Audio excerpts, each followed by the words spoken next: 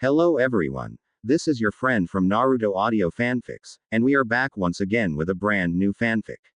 Which is what if Naruto was betrayed by Team 7 and reborn in New Whirlpool with Kushina&Hinata by his side, Part 1. If you enjoy this story, don't forget to hit the like button, thumbs up, and subscribe to the channel for more amazing Naruto fanfics like this. So without wasting any more time, let's start today's fanfic. Several miles from borders of Wave Country, a knockdown drag-out fight was going on between the members of Team 7 and the mercenary ninjas Zabuza and Haku. Sasuke Uchiha was already down and Naruto Uzumaki was going at it against Haku. Dodging her icy attacks, the blonde ninja rushed forward and tackled her right out of the ice mirror dome, shattering them. He slammed her into the ground right in front of Zabuza and Kakashi right before Haku lashed out and punched Naruto right in the neck, stunning him as Kakashi suddenly rushed forward to throw a Chidori against his body, blasting him into the surging river. The fight stopped suddenly as Haku gasped in horror at what the masked Chunin had just done to his own student. She rushed over to the side of the fiercely rushing river. No, she cried out. Who cares about a dead last? He was holding Sasuke back, said Kakashi coldly. Dead last? How dare you, Kakashi? He did far better than your other two brats. Zabuza spat. If he were my student, I'd have shown him greater respect. Come on, Haku, let's go, he said in disgust. The pair vanished into the mist as Tazuna just looked at the remaining member of Team 7. Holding the same thoughts, the old bridge builder walked back to his home. The rest of the team just looked somewhat confused but followed their client to his home.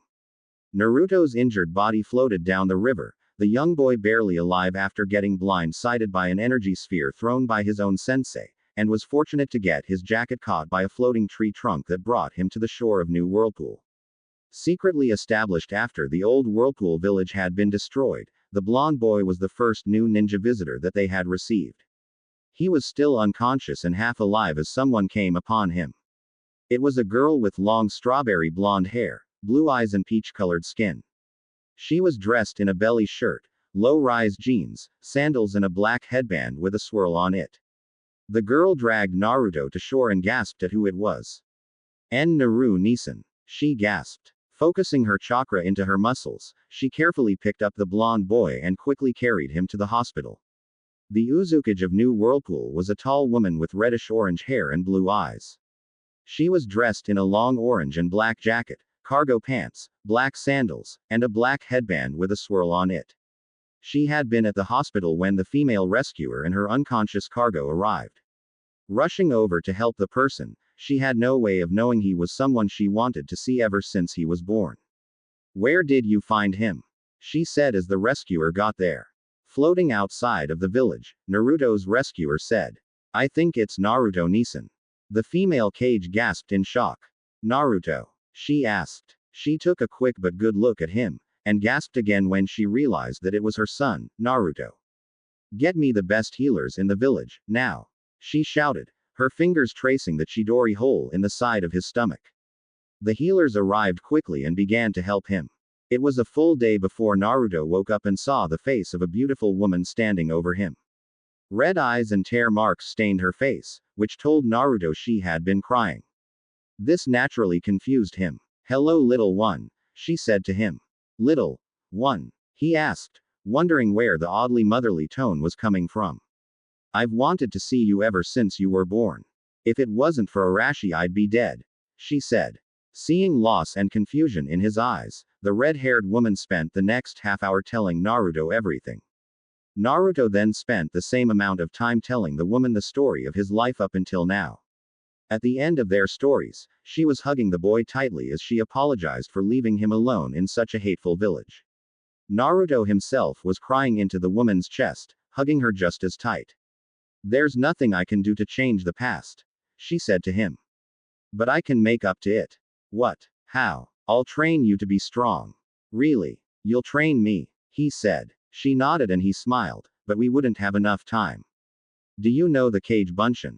She asked. Yes. He replied. We'll have enough time. She smirked. It was a decent day and the remaining members of Team 7 were doing their jobs. Tazuna was trying to get the village to finish the bridge, and the ninja team was keeping an eye out for trouble. Of course, they had no idea they were being watched as well. It had been a week since the group had reached the village, and in that time the Konoha ninjas had had nothing but guard duty to do.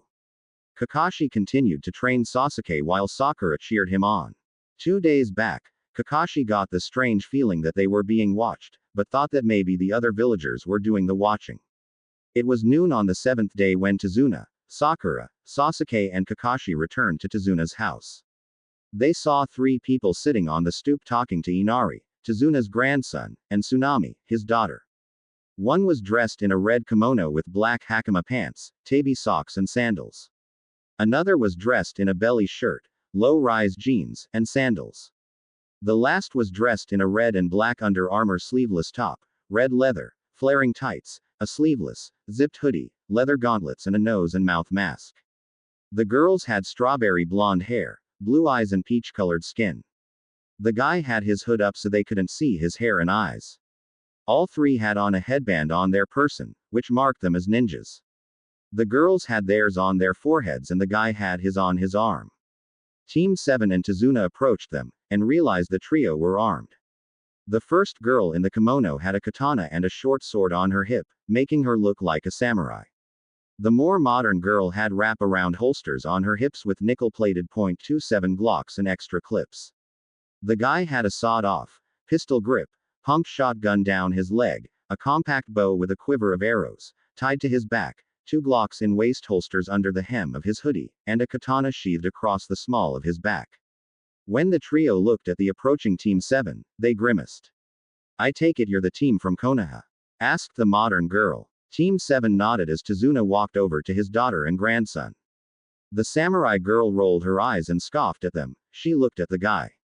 "These are the little brats that left you to die?" she asked. He nodded in response while Tsunami and Inari told Tazuna what was going on. "Hey now, I don't know what you are talking about," Kakashi said. The man growled and started spouting off before the samurai spoke. "You mean to tell us that you don't remember tossing one of your own students into the river leaving him to drown, after shooting a Chidori into his stomach?" The guy said, lowering his hood to reveal golden blonde locks, blue eyes, and faint whisker marks behind his mask. Hate emanated from them as tears fell as well. But he wasn't crying as a sign of weakness, not because he hated his ex-teammates. He was crying because they forced him to hate them with all of his being. The samurai patted his shoulder trying to calm him down. "It is all right, Naru-kun. It is all right," Sasuke scoffed. "HMPH, wimp." Quick as a snap, all 3 of them had their weapons jabbed into Sasuke's face. The guy and the modern girl had guns on his temples as the samurai had her short sword at his neck. "Naru-kun is more of a man than you'll ever be," said the modern girl. "He is sad because you forced him to hate you and he hates himself for it." The samurai girl. "I will never forgive you," he growled, causing them to jump back as he bared his fangs. He seemed almost like an animal. "Including you, Kakashi-sensei." "Oh, I'm sorry, I mean Kakashi-san." He was shaking slightly as he turned away from them. "Hinaru-Nisan, I really want to kill them right now." "Easy, Naru-kun, everything will be alright," Hinaru said. "I don't see why he wants to attack us," said Sakura. "We never did anything to him." The trio looked at the pink-haired girl with stunned shock. "Don't tell me you guys are so stupid that you haven't figured out who he is," said the samurai girl. However, the 3 members of Team 7 were just clueless. "Oh god. Naru-kun, take off your mask." Reholstering his weapons, he removed his nose and mouth mask. "Good lord, they have been calling me Naru-kun for the past few minutes." Naruto nearly shouted, the group gasping when they saw Naruto's face. "You'd think the other hints we dropped would have been enough to clue you in. Have you forgotten what I looked like already? But I guess it doesn't matter, since you all hate me for your own reasons," he said, turning to Elder Ninja first. "Kakashi, you hate me because you think I took your sensei away, who was my freaking father by the way." He didn't give the Cycloptic Nin time to think about that. "You're just like the rest of that damned village. You're so filled with hate and anger that you can't tell the difference between a demon and its jail. You better watch your mouth, boy," he said, moving towards Naruto, only to have the girls turn on him, gun in his face, sword at his neck. "You attack my brother and I will blow your face off," said Naruto's sister. Kakashi backed off, more scared of the girls than their weapons. Truth hurts, doesn't it? Naruto said, before turning to Sakura. I did everything for you and all you thought about was Sasuke. That's what makes it funny, he doesn't give a about you. He snapped, causing the pink-haired girl to stumble back. Unless you can train him to kill his brother, Itachi. He paused for a second and turned to Sasuke, and yes, I know about that. He then turned back to Sakura, and then maybe you'd get a thank you. A thank you, that's all. Because I think he's either gay or a eunuch. The girls giggled as Sakura and Sasuke got mad. I mean, hell, he's pretty much brushed off every girl that's offered themselves up to him. He said, turning to the raven-haired boy. And lastly, the master of the house, the lord of the manor, the god king of Konoha, and all because of a little red eye. Naruto closed his eyes and sent chakra to them. After a few seconds he opened his eyelids, revealing that his eyes were now gold with a black swirl in them. The group gasped, more from the fact that his sisters had them as well. This is called Madogen, the target eye. It'll show where your weaknesses are and where's the best place to hit for a knockout, or death. He closed his eyes and sent chakra to them once again. This time when he opened them, his eyes were green with 6 golden commas. The bloodline eye, like the Shiragan, it's a copy eye, but this copy's bloodlines.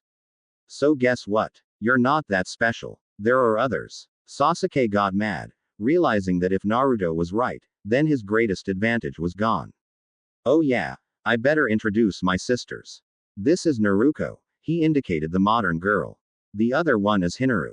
They curtly nodded their heads at the trio. Sisters. That's impossible. You're an only child, Kakashi said right before a new voice filled the air. Well, that's strange, because I gave birth to triplets, the female voice said. Kakashi froze, nearly pissing and crapping his pants at hearing the familiar voice. He turned to the woman and swallowed hard. Hi Kushina, he said to the fire-haired woman. Don't. Hi. Me, you prick. She spat. You've always hated the fact that Minato had a family. Get over it. HMPH. Doesn't matter, the Dobi will never be better than me. Sasuke said. The group looked at the raven-haired boy, as if they thought he was crazy. You want to prove that, emo boy? Said the Dobi. I'll be fair, I won't use my Madogen. Let's go then, said the emo boy. Naruto took off all his weapons and hoodie, handing them to the fire-haired woman. He nodded at them as both he and Sasuke stepped away from the group to a small clearing free of any trees or bushes. Naruto had finished stretching, his body lean and powerful, ready for his fight. Alright, let's go, Sasuke, he said. Across the way, Sasuke was mad at the insults Naruto threw at him. He growled, but got ready to fight. Without a second thought he rushed towards Naruto, killing intent in his eyes. He threw punch after punch, kick after kick, only to have Naruto duck and dodge everything the Uchiha air threw. Kicking up dust into Naruto's eyes, the blonde was blinded for a second, allowing Sasuke to leap into the air and execute a devastating technique. Fire style. Grand fireball technique. Sasuke shouted as a huge fireball exploded from his body and enveloped Naruto the second it hit him. Sasuke landed and grinned at the bonfire behind him. HMPH. Guess that shows who the Dobi is, huh? Just then he heard laughter coming from the flames. Everyone looked at the bonfire as it blew away, revealing Naruto. However, something was different. He was taller, powerful looking, and covered in metal. I thought you said you wouldn't use your bloodline. Sasuke shouted. I said, I wouldn't use my Madogen. Naruto stated. This is my steel body. Every member of my family has this ability. Right guys? He said, as the girls and Kushina started to transform into tall, metallic beings. Yes Naru-kun. They said. Sasuke growled. Naruto's outfit wasn't even scorched. Now I guess it my turn huh? Naruto asked, raising his hands and bringing them down, wind style, razor gale technique. The winds picked up and surrounded Naruto. The gale force increased in speed, sending grass and pieces of wood flying in every direction. Kushina and the others just squinted their eyes, as if it was nothing. Sakura however had to cover her entire face. Suddenly, the winds constricted and blasted from Naruto's body, cutting down everything in its path. The impact knocked Sasuke back into a tree as Naruto smirked. It's over, Sasuke. Wind and steel style. Bring the pain. He shouted as he rushed forward with intense power. Sasuke could barely blink, out of pride over what was about to happen. He wanted to see it coming. What he saw was nothing but a furious blur of fists and feet, and all he felt was the lightning-fast, sledgehammer blows that connected to every part of his body. Amazingly, the technique left his clothes untouched, though his body, arms, legs and face showed visual scars. Now the finishing blow. Naruto shouted as he leapt at Sasuke. Just then they heard chirping birds. Hinaru saw it happen and quickly rushed to block it with her body, her blade drawn within a second. The force of the block knocked the cycloptic ninja back into a tree. Naruto grabbed Sasuke by his shirt and was about to put the Uchiha heir into a coma. Time to say goodnight, bitch, he said. Just then Kushina stopped him, by grabbing his arm. Naruto, that's enough, she said, causing the blonde to drop the Uchiha. The hate in him was still present, for which Kushina could understand. But had she let Naruto take out Sasuke, he would be a murderer and she didn't want that. She then went over and slapped Kakashi in the face. You're pathetic, Kakashi. Your precious Uchiha must not be so special if you have to get involved. Do that again and I'll make you wish you were dead. Naruto wins the match via disqualification. That's not fair, screamed Sakura. Kakashi was going to kill my son, said Kushina. You think that was fair? But he's just a doby. The girl shouted. This earned her a hard slap from the older woman. When we get back to Konoha, and yes, I am coming with you, he is leaving that village for good, Kushina shouted. With that, everyone went back into the house to settle down. It was then that the group learned that Naruto and his sisters had arrived at Tazuna's house in the morning when Team 7 had left to go for the village, and Kushina had sent a spy to watch over the group 2 days prior. The next morning, the rest of Team 7 got up, headed out with Tazuna to the bridge as Tsunami asked, shouldn't Naruto-kun and his family go with you guys? He'll only drag us down, Sasuke said. Inari scoffed. You're just mad, bro beat you senseless, he said. Sasuke was about to beat the kid senseless, but Kakashi and Sakura dragged him back out. After this mission, I'm going to make sure every wave mission either goes to New Whirlpool or to Naruto himself, said Tazuna. Then they left for the bridge. Later, after Kushina had gotten up and looked around, she grimaced. Damn, they left us, she thought, though she shouldn't have been surprised. She quickly went to get the others up. Those jerks left us, she said. Everyone, get dressed. Something's going on. They all got up and headed downstairs, arming themselves. Getting outside, they saw a couple thugs leading Tsunami away. Naruto quickly pulled out his guns and swiftly curved the bullets, one hitting both in the back and knocking them down. Get Tsunami, Naruto shouted. Naruto quickly did and brought her back to them. Are you all right? Naruto asked the woman. Where's Inari? She said as the boy came over to her and hugged her tightly. Mom, they are going to need protection, Naruto said. Kushina nodded and used a special high-pitched flute to call her family to send protectors for them. Waiting nearly a mile away, a half-dozen ninjas quickly appeared at Tazuna's house. Kushina gave them some quick instructions before turning to her family. Let's go, Kushina said, the group heading out as the ninjas used genjutsus to make themselves invisible to the eye. The quartet quickly ran towards the bridge, where they found both Kakashi and Sasuke on the ground, bleeding from various wounds. Somehow I'm not surprised, Kushina groaned. That was bad enough, but when she saw Sakura abandon Tazuna, she started seeing red. Forget your duty, you just have to save your precious Uchiha, she growled. Turning to the others, she said, let's go. The group charged towards Zabuza and Haku, blasting through the icy mirrors and dispelling the thick cloud of mist in seconds. What the? Zabuza groaned as his body was pummeled with unrelenting force from Kushina. Within the span of a few seconds, the bandaged ninja was on the ground bleeding and unconscious. Across the way, Naruto had knocked down Haku after his sisters had blasted her ice mirrors, standing over her with his gun pointed at her mask. You're alive, Haku gasped when she realized it was Naruto standing over her. Yes, I am, Naruto said, vaguely remembering something about the masked woman. Specifically how she had called out to him when Kakashi had hit him with a Chidori. Why don't you kill me? Haku asked, staring down the barrel of the gun. I don't kill those I respect. Naruto said, flipping his gun around, catching the barrel and slamming the butt into her forehead, knocking her out cold. The fight was over as a short, fat man in a suit walked onto the bridge.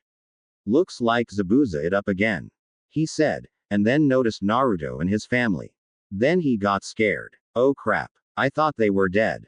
Kill them, now, he shouted at the army of thugs he had brought with him. The army charged towards the group of ninjas, who only looked at them and smiled. Take a seat, you three, Naruto said to the rest of Team 7. We'll show you how it's done. The family charged down the thugs as the rest of their clan showed up. Within a second, the fight was on. A man who looked like Minato came at one group and blazed through them like a hot knife through butter. He carried a pair of twin kodachis in his hands. Other ninjas came out of nowhere and slashed through the thugs using various weapons of their own. Suddenly, more people from the Wave Village arrived, and, directed by Tazuna, took down the rest of Gato's army. This left the fat man in the black suit alone and alive. Before he could run, he was surrounded by 5 people with guns pointed at his head. Game over, Gato, said Naruto, right before he pulled the trigger and killed the shipping boss. He put his guns away as he looked over to Team 7 as the man who looked like Minato walked over to the visually shaken Kakashi, and decked the cycloptic ninja in the face. You son of a bitch. My brother had a family. He didn't have time to hold your hand and lead you through like to do the job Tsukumo couldn't do. He said to the stunned Kakashi. He died saving you from a biju he sealed into his own son. Yes, Naruto is Minato's son. And this is how you choose to honor your fallen teacher. The world doesn't revolve around you or those Uchihas. Live with it. With that finally said, he left and went over to Naruto. I can't wait until you come to live with us in New Whirlpool, he said to the boy. The clan stayed on and helped Tazuna and the village finish building the bridge. They even made plans to build a bridge to New Whirlpool as well. After the plans were made, they paid Konoha for a B-ranked mission but paid Naruto S-ranked price. That made Team 7 rather jealous as they headed back to Konoha. Once there, Kushina, Hinata and Naruto went with them to the Hokage Tower. On the way the villagers were pointing and whispering about the new people. The group walked into the Hokage's office, which Kakashi, Sasuke and Sakura were thrown out of on orders from the third Hokage. As they waited, Sasuke was fuming about everything that had happened, and planned to demand that Kushina teach him her clan bloodline moves. An hour later, the Namikaze clan walked out with key to the Namikaze clan manor. That was when Sasuke stopped them. What do you want, Uchiha? Kushina asked. Teach me that steel body thing, he said. She stared at him indignantly. You want me to teach you a family clan jutsu? Goodbye. How dare you? I'll take my demands to the council and, he shouted right before a bullet grazing his cheek, causing him to shut up. I am a cage of my own village. If I say no, that means no. Goodbye, Uchiha. With that they walked away. Kushina was fuming as she walked to her manor. I can't believe that spoiled brat.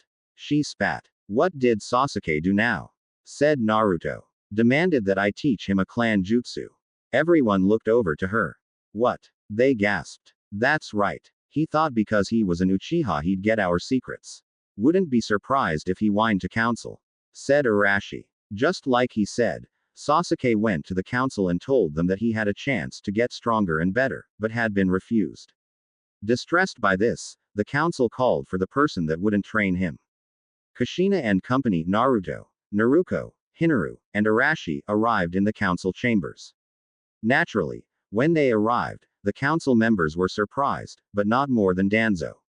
I thought she died, he thought as she stood before the council. Yes, what do you want? Kushina asked, more than a little miffed at the group of old men. Why is it that you won't train Uchiha-kun? Said a council member. Why don't you ask the other heads of the clans why they won't train Sasuke? She asked. Well, they can't because their moves are clan moves. So why are we so special? She said. If Minato were alive you wouldn't be doing this now, would you? So, no, I will not train Sasuke. My family will not train Sasuke. Then you cannot train the I am the Uzukage of New Whirlpool. Naruto is my son. Not your weapon, scapegoat, punching bag, or target. He is my precious son, And yes, my husband, his father, had sealed the Kyuubi into him. However, during their mission to Wave Country, after Kakashi had tried to kill him with a Chidori, he came to New Whirlpool where we had the fox removed.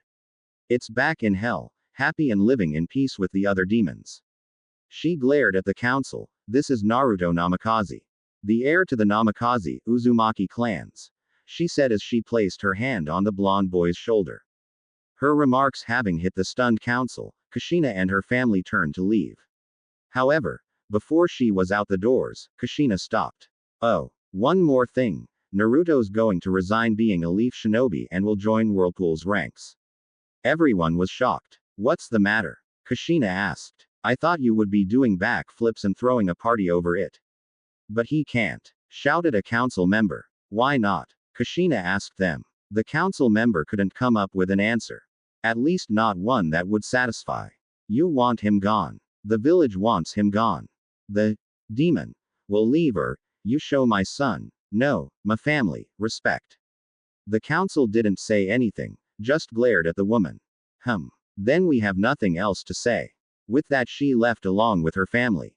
As they walked out into the waiting room, Sasuke looked at her and smirked.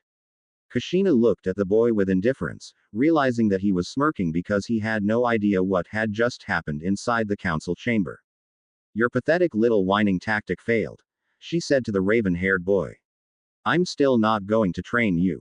They are my clan's moves. Last time I checked, you are an Uchiha. Hell, you scream it to anyone who gives a damn.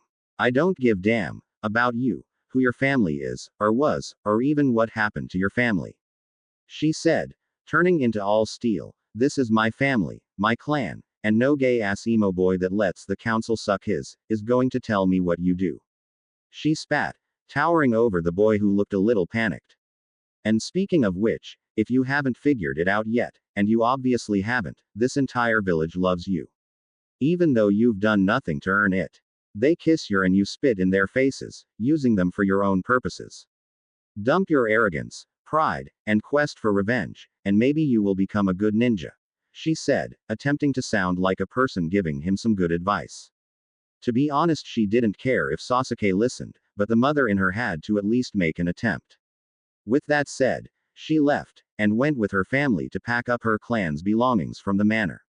Later at the Hokage's office, Naruto turned in his headband and put on his new Whirlpool headband. Sarutobi nodded at the boy, sad to see him go, but also relieved that Naruto would finally receive the recognition and love he deserved. The third Hokage was one of the few people Naruto would miss going to New Whirlpool. As the family headed towards the gates of Konoha, they were blocked by someone. She was a young girl with short dark blue hair and pale, almost white, lavender eyes. She was dressed in a black bodysuit, sandals and a beige jacket. Naruto looked at her, not nearly as clueless as everyone thought he was. He knew who she was. Hinata, what do you want? He asked. Like always, the lovely young girl was poking her fingers together with her head pointed to the ground. Having heard that Naruto was leaving the village to go to New Whirlpool, Hinata realized that this would be her only chance to tell the blonde, whisker-faced boy how she felt. I was wondering, she said, right before she lunged forward and enveloped him in a tight hug. I don't want you to go, she said, crying into his chest. You don't? He asked, clearly shocked by what he was hearing. No, I don't, she cried, shaking her head as she continued to hold him. Naruto's arms gently went up and took hold of her lithe body. Why, Hinata, why don't you want me to go? He asked. Because because you. Kushina asked the girl. I really like Naruto-kun, she said to the Uzukage. The blonde boy's eye went wide at that confession, his arms instinctively hugging her tighter. Shish, it's all right, he said. Then he looked at Kushina. Take me with you, Hinata suddenly said. But what about your clan? Hinaru asked. I don't care, she said in a soft voice after raising her head from Naruto's chest. She's prepared to leave her own clan, her own village, for Naruto. Arashi thought with a smile. That's not like. It's love. You may come with us, Kushina said, which earned a smile from Hinata. But you have to become a shinobi of New Whirlpool, she added. Hinata nodded as she undid her headband around her neck, dropping it in the dirt. With that, the family, and their new ally, stepped past the gates of Konoha, leaving the village. The next morning, the impact of Naruto and Hinata leaving Konoha was felt. The council were demanding that they both be declared missing nins. But Hiashi squashed that quickly. So my daughter must pay for something that the civilian council did, right? He said. Just because our eyes aren't red and have commas in them. Hyuga Dono. You don't understand, said a member, but Hiashi cut him off. No, I think I do understand. The Hyuga head said, if you don't hear the name, Uchiha, it doesn't matter to you. Oh, his family was killed by his older brother. Let's kiss his to make him feel better. The civilian council was getting mad quickly. But when the child of our hero, you remember him right? The Youndaime, who wasn't an Uchiha, tries to get equipment, what do you do? Give him the worst equipment there is. When he tries to buy food, you sell him month-old milk and stale bread. We hate and despise him for something he never did. Oh, yes, he played many pranks, a couple of which I have fallen prey to, but none of them warranted his death. Personally, I'm glad Naruto has left. But the demon is gone, loose to run around free now. A voice shouted. Hiashi turned to the man. Did you get wax in your ears, you fool? The Uzukage of New Whirlpool just told us yesterday that the fox demon had been removed from the boy. And we should believe her. No, you should believe me. What? While you were busy doing imitations of open-mouthed fish, I used my Byakugan to see if she was telling the truth. And the boy doesn't possess the seal mark on his stomach. Which is the only true sign of the Kyuubi actually being imprisoned inside Naruto. The council members looked stunned, until one of them said, and you didn't tell us this earlier. I saw little point in confirming what the Uzukage already told us. She might be his mother, but she had no reason to lie to us. Especially when she knew we could easily verify it, he said. That and I enjoyed watching you all look like fools, he thought. The council members stewed in this for a while, until one of them spoke. So, what does this mean for us? One of them said, should we try to find a new weapon to use? A second one said, or try to make the Uchiha heir stronger. A third person said, perhaps we should do both. A fourth stated. Hiashi laughed. Oh, yes, by all means. Let's bring another demon into the village to abuse and ostracize and then hope he'll fight for us rather than against. The council members looked at him. Do as you will. I want no part of trying to create another Naruto. Hiashi said. Don't think your hands aren't. I know my sins against him and my daughter. So don't tell me my hands don't have blood on them. But how clean are your hands? With that he left and went back to his manor. Hinata, I hope you are happy in New Whirlpool. He thought. New Whirlpool was the most powerful village in Water Country, with it being a village of bloodlines. From dojutsus and full-body ones, to old and new, they used them for day-to-day actions to being shinobis. The academy's finals were taijutsu, genjutsu, kenjutsu, if any, targeting and kinjutsu, and they could use their family's bloodlines. The council was made out of nothing but clan heads. Before their arrival, Kushina had Arashi go on ahead to get the council and the people of the village together so there could be a village meeting. She wanted everyone to show up to greet Naruto. While the group headed to New Whirlpool, Hinata and Naruto talked. Really? I inspired you? Naruto asked in shock. Yes. Hinata replied. I watched you fail many times, but saw that you never gave up. You kept trying to get stronger and better at perfecting your jutsus. I made me want to try harder as well. While the pair continued talking, Kushina and her daughters couldn't help but look back to them. They make a cute couple, don't they? Hinaru said. Yeah, they do. Naruko replied. I hear a but coming. Kushina said. But what if it's a trick? Naruko whispered. I mean, the whole village hated him, and she is the daughter of one of their largest clans. You think she was sent here to spy on him?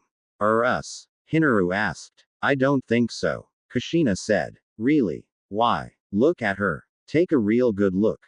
The woman said. The pair looked back and saw what Kushina saw. Hinata was blushing and shyly looking at Naruto. Her fingers were twitching nervously, and she seemed to be keeping her head down, which was a rather submissive gesture. Any further and she'd have pulled her head into her jacket like a turtle. She's not faking this. Hinaru said. No way. She looks like she's about to pass out from all that blushing. Naruto said. Satisfied with the girl's honesty, the group continued on while Hinata told Naruto how she liked to dance. Within a day the group had made it to New Whirlpool, where everyone showed up. The welcoming committee was a literal sea of people. Almost every single bloodline limit was represented except for the extinct ones. Nice work Arashi, Kushina thought with a smile as she stood forward to address the crowd. People of New Whirlpool, started Kushina, I have always considered you as my family, so I'd like you all to meet a new member of the family. My son Naruto. Naruto walked out and the crowd cheered for him. Thank you. I'm happy and honored to be here. After so many years of being alone, I feel like I've finally come home, to a huge family welcoming me with open arms, he said. The crowd cheered louder. News of New Whirlpool had spread, everything about it being a hidden bloodline village and a former Jinchuriki being the son of the Uzukage.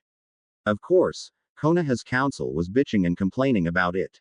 We must get him back, said a council member. Oh, so now you want him back?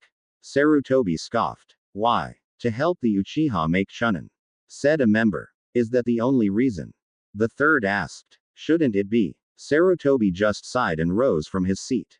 For too long has this council, as well as this village, persecuted Naruto, for something that was never his fault. You all looked upon him as a demon, as a thing to be used, twisted, and controlled like a weapon.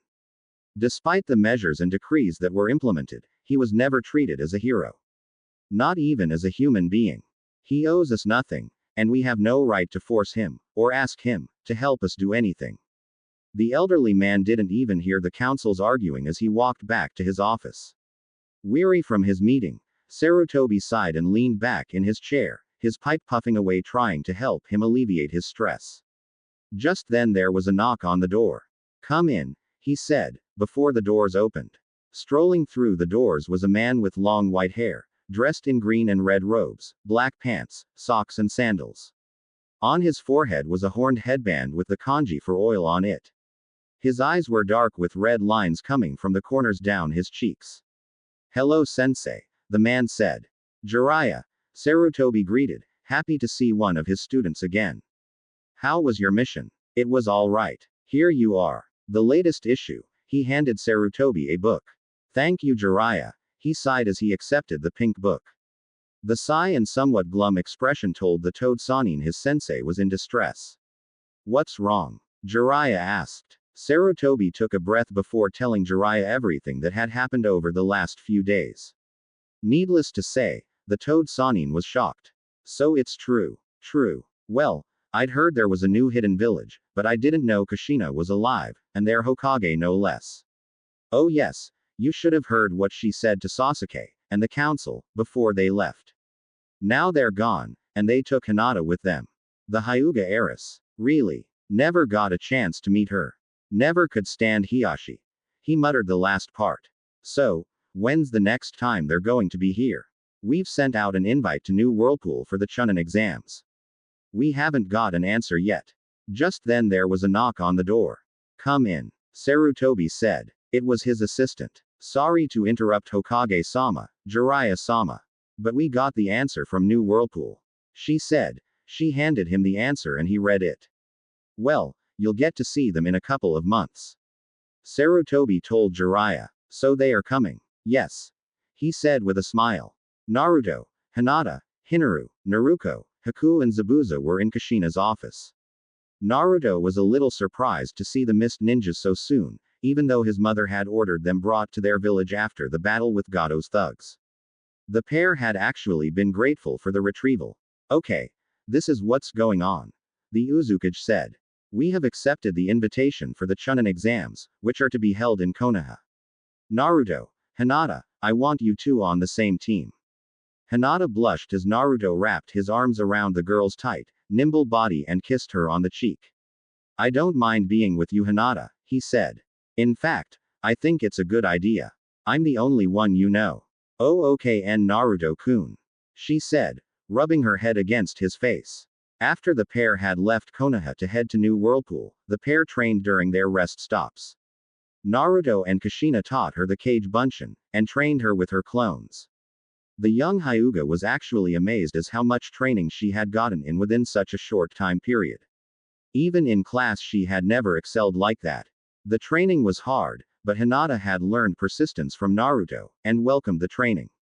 Naruto was also quick to notice that underneath her bulky almost winter season jacket, she had a really nicely built body. She was still a little shy about that fact though. With her sandals on her feet she was dressed in a violet bikini tank top, thong underwear, and biker shorts underneath her jacket. "Who's going to be our other partner?"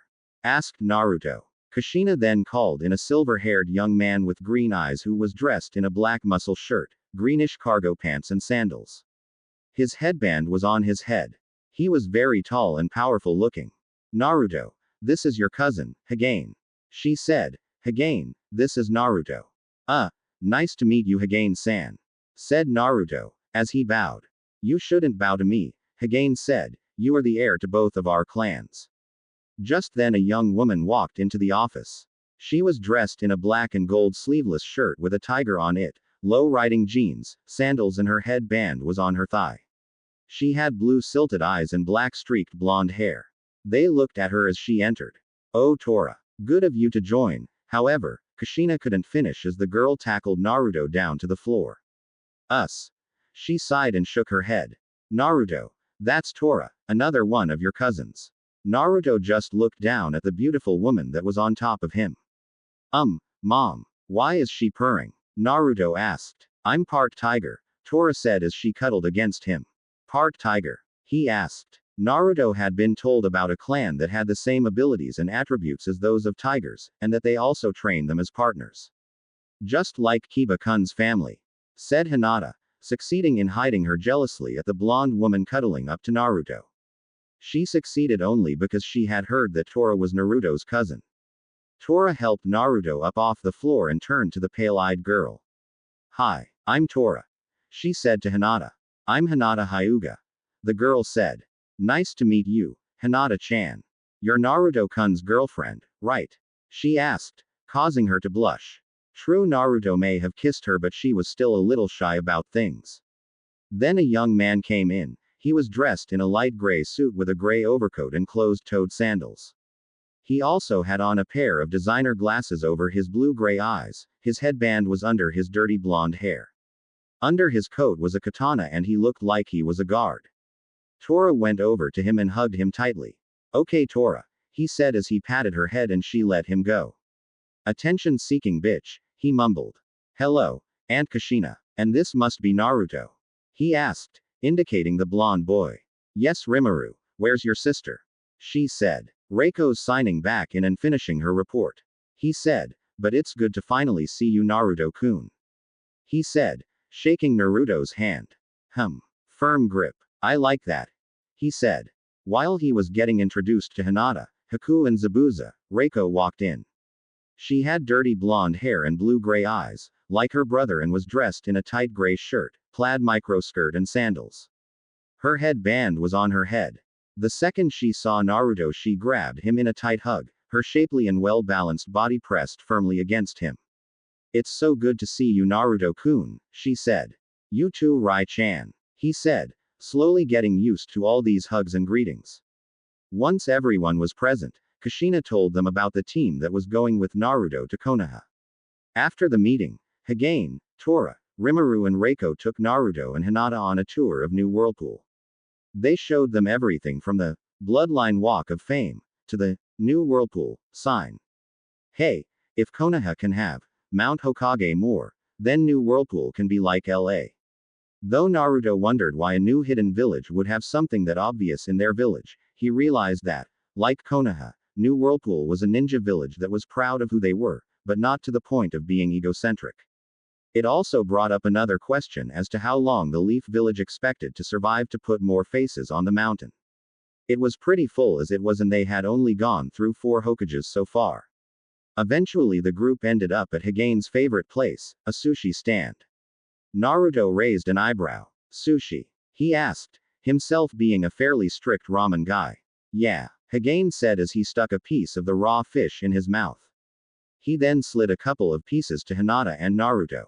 They were a little apprehensive about it, Naruto mostly because it wasn't ramen, Hinata because most of her food had been cooked by the chefs in her manor.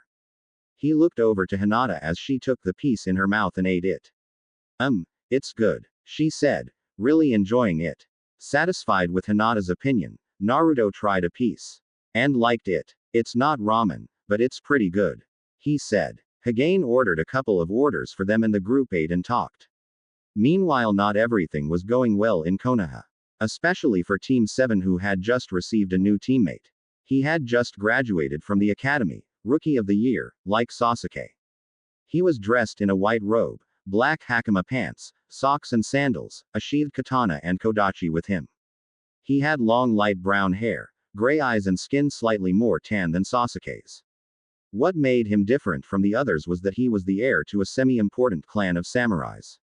Highly talented ones at that.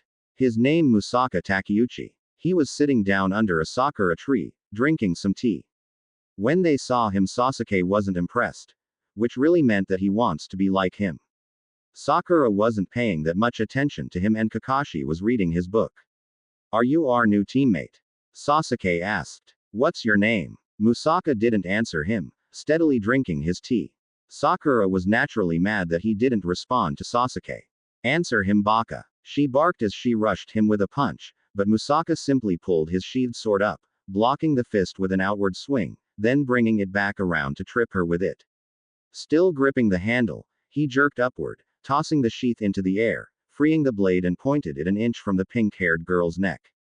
The sheath came down and bopped Sakura on the head. Still sipping his tea, his sword pointed at Sakura's neck, one would naturally assume that Musaka's attention was diverted. Kakashi acted on this and threw a handful of kunai at him. Musaka tossed his cup of tea into the air and dragged his kodachi, unsheathing it and deflected them all. He sheathed his kodachi and caught his cup as it came down. He sipped the last of his tea, finally removing his sword from Sakura's throat. Done with his tea, the boy stood up and pulled both of his swords out. I am Musaka Takeuchi, he said. And yes, I am your new teammate, he said, turning to address each of them individually. You are Kakashi Hackett, one of the most highly decorated shinobis in the village.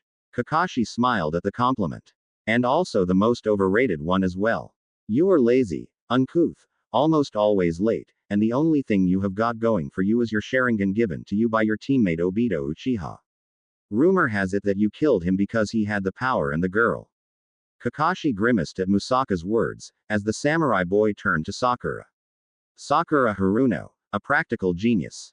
One of the top kunoichi in the academy, on paper. In reality, you are completely weak, you have no true talent, and the only thing you do is chase after the last Uchiha. Sakura frowned as he said that. Though I admit you are fairly cute when you get knocked on your. He said, then turned to Sasuke. And finally, Sasuke Uchiha, last season's Rookie of the Year, and the last loyal Uchiha in Konoha.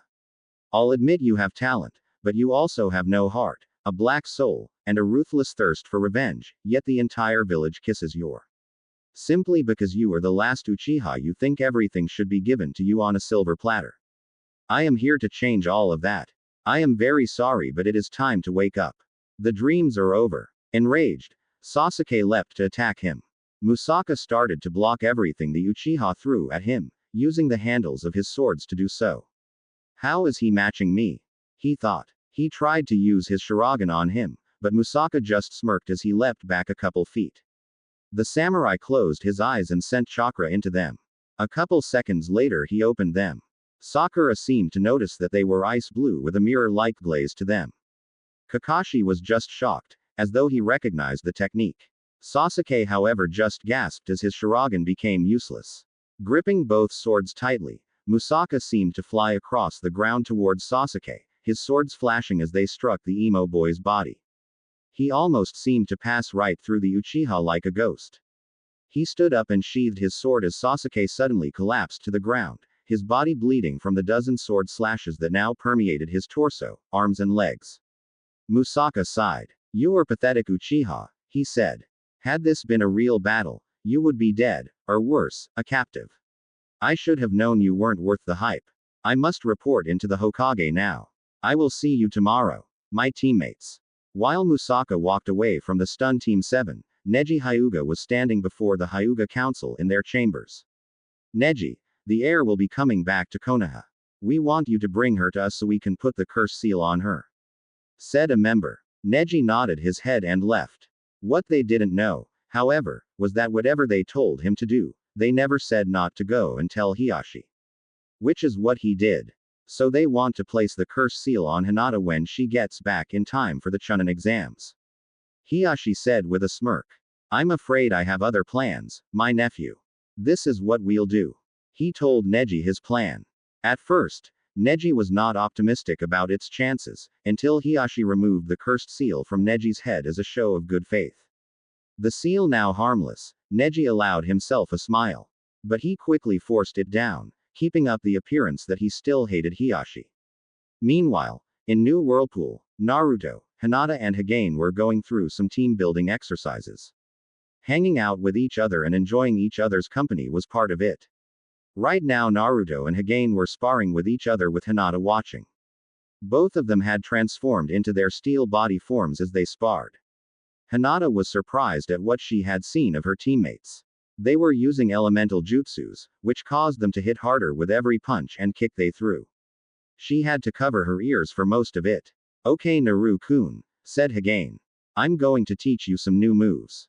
Watch carefully. He went through the seals, which ended with his body starting to glow. The wind started to pick up and lifted him off the ground, his body launching into the air. Naruto and Hinata looked up to see Hagane, when they heard, wind and steel style, bring the rain. Naruto's eyes opened wide when he realized what was about to happen. He quickly ran to Hinata and scooped her up, dashing away as the energy slammed into the ground, devastating everything with what felt like a small nuke. However, Hinata didn't realize this. Her face was pink because she was in Naruto's arms.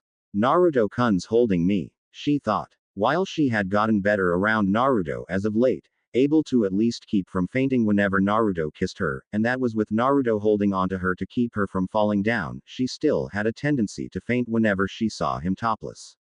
But right now she could handle him holding her like this. After the attack was over, the pair looked back and stared around the area. There was nothing but a crater, which Hinata guessed to be about 50 to 60 meters in diameter. Whoa! Naruto gasped, having reverted back to his normal body. There's like nothing left. Hagane landed next to them. As you can see, that was a desperation move, he said, breathing hard. I would say so, Naruto said. How did you do that? Okay. Has your mom told you who your father was? Naruto nodded. Good. That was about 5 Rasengans on steroids.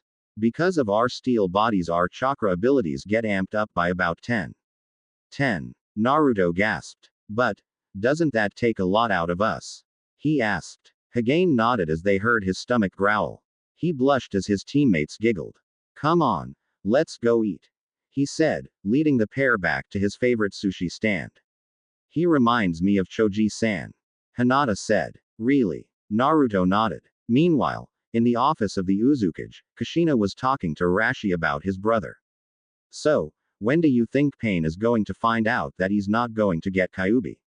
She asked. Arashi just chuckled. Pain wasn't the sharpest of the three of us, he said, and he drank some tea. What really makes it bad is Conan's a devoted follower to him. She reminds me of that damned Haruno clan, if they could call themselves that anyway.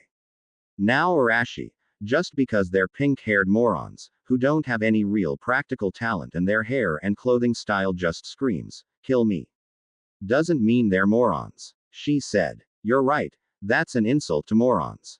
Anyway, I think when he finds out about the Kyuubi being gone and try to attack us.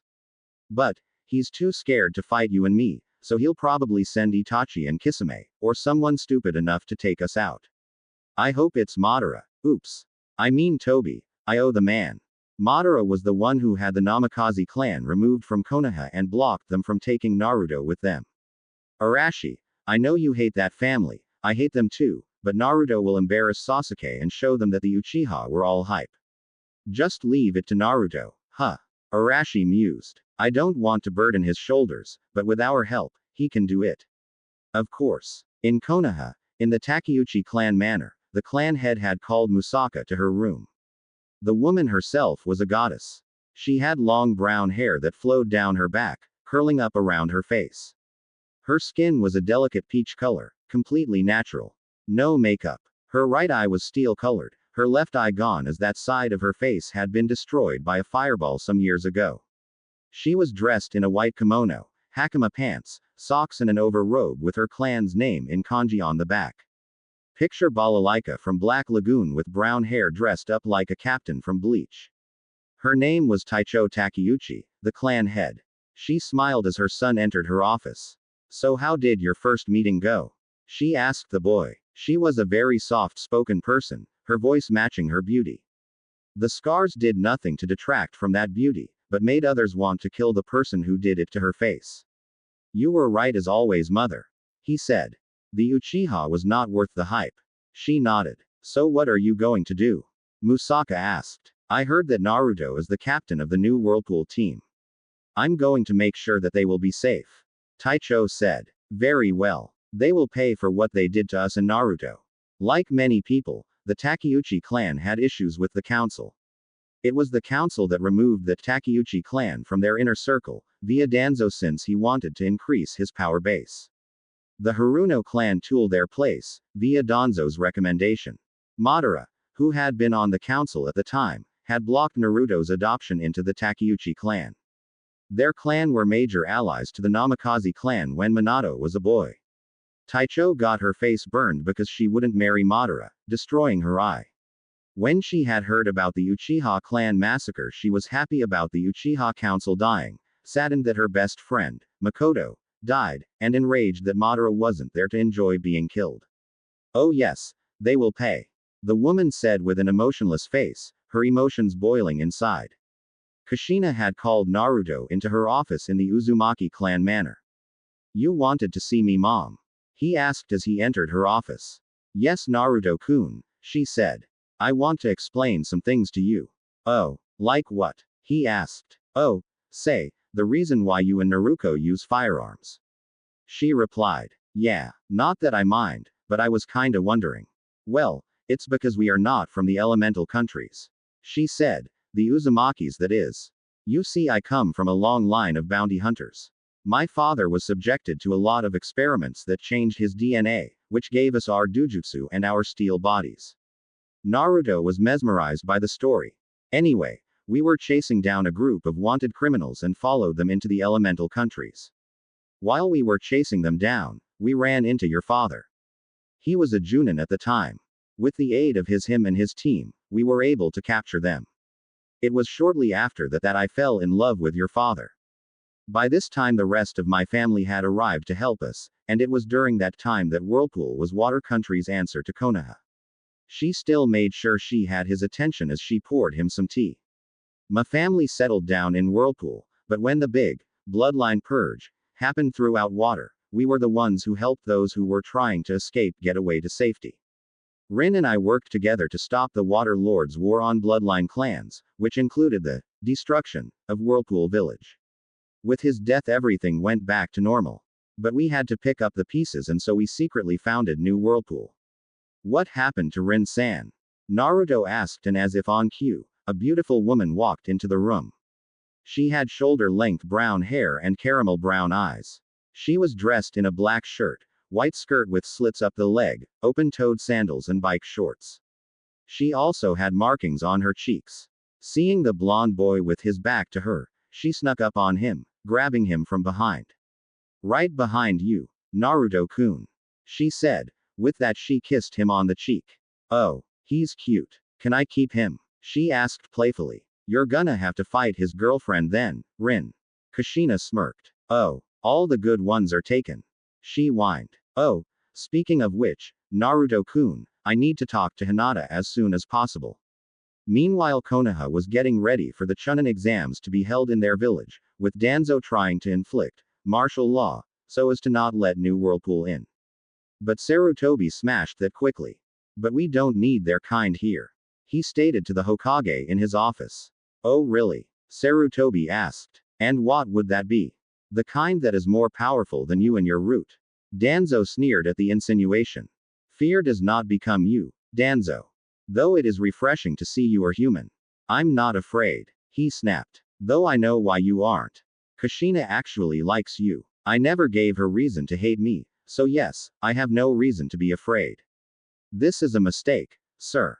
He said, giving emphasis to the word, sir, as if it was forced. One of many this village has made, even under my watch. Regardless, the invitation has been sent and accepted. New Whirlpool will be coming to attend the exams. Now, if you have nothing else to rant about to me, get out of my office. Glaring, Danzo left the Hokage's office.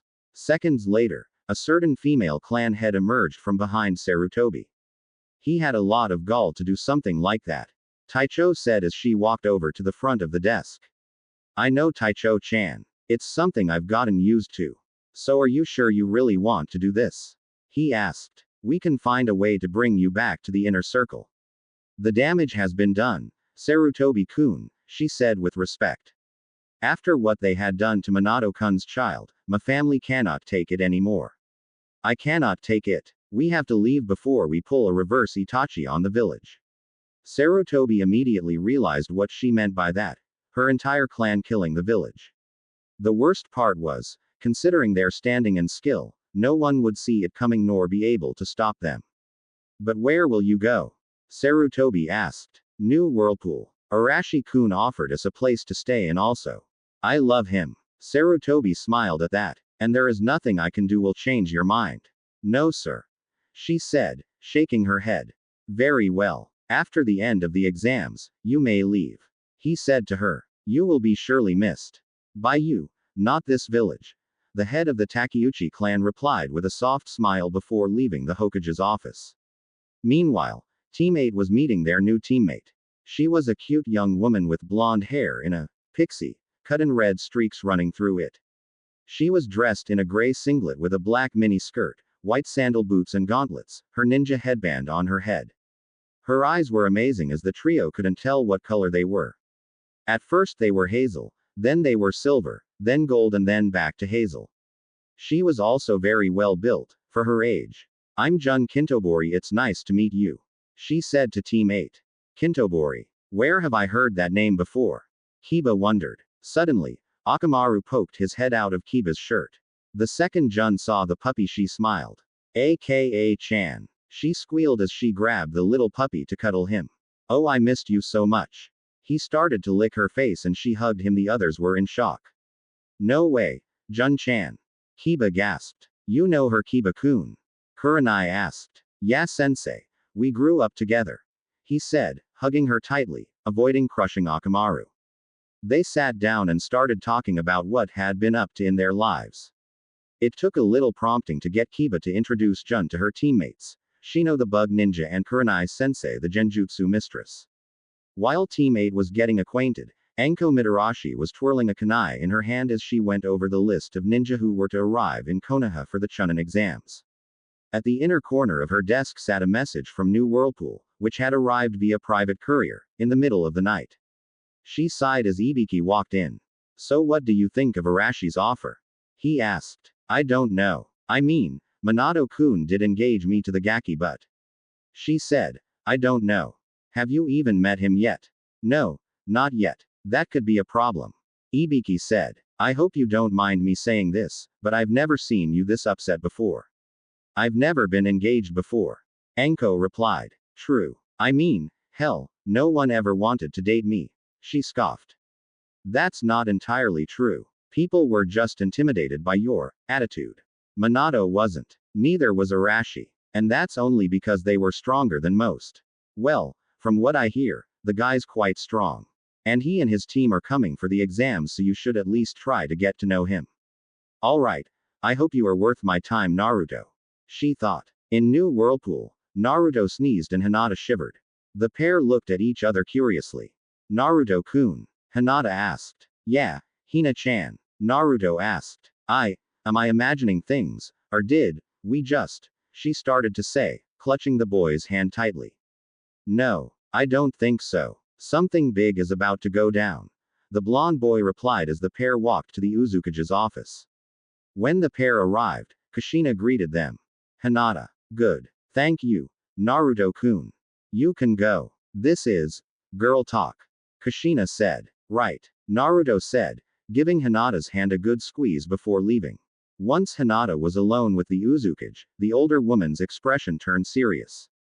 Did I do something wrong, Uzukage-sama? Hinata asked. Not exactly, Hinata. The woman said. I wanted to talk to you about Naruto. Or, more specifically, your relationship with him. The girl's eyes widened as she felt her heart start to drop.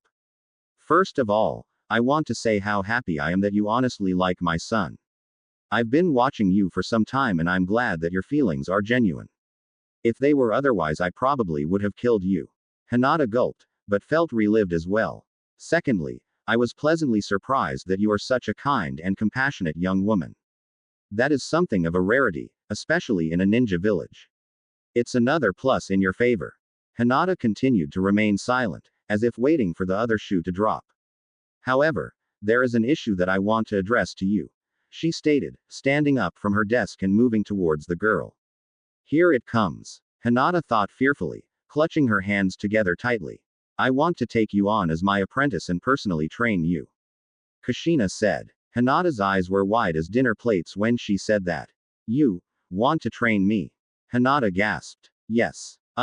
Thank you. But, what does this have to do with Naruto-kun? She asked. Perceptive. Another plus. The Uzukage smiled.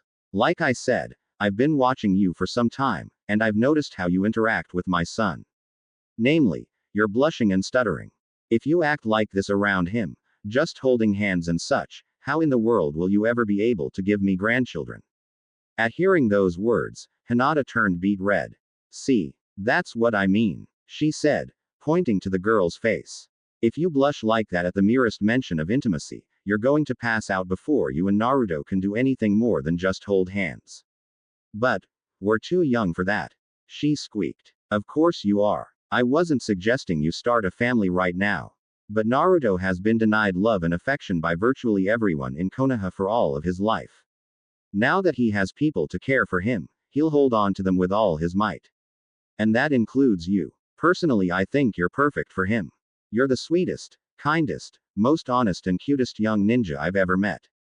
Your shy innocence and sincere feelings towards Naruto are your best qualities, and I would never want you to lose those traits. However, if you don't mind me saying this, you are not strong. At least emotionally. You have the potential for strength on many levels, and I want to help you achieve that. For my son. Hinata felt a huge weight lift off her shoulders and heart as Kushina finished her speech. The Uzukage thought that she was perfect for Naruto and wanted to make her stronger so that she could be the perfect match for him. And even she had to admit that she was rather weak in some areas. She wanted to be stronger, thanks to Naruto's example, and here, his own mother was offering her the chance to achieve this. I accept, Hinata said. Good. Kushina smiled. But before we begin, I need to ask you a question. A very serious one. Yes. Do you love him? Hinata blushed heavily once again. I need to know, Hinata. Like and love are different in extreme ways. I need to hear the words from you.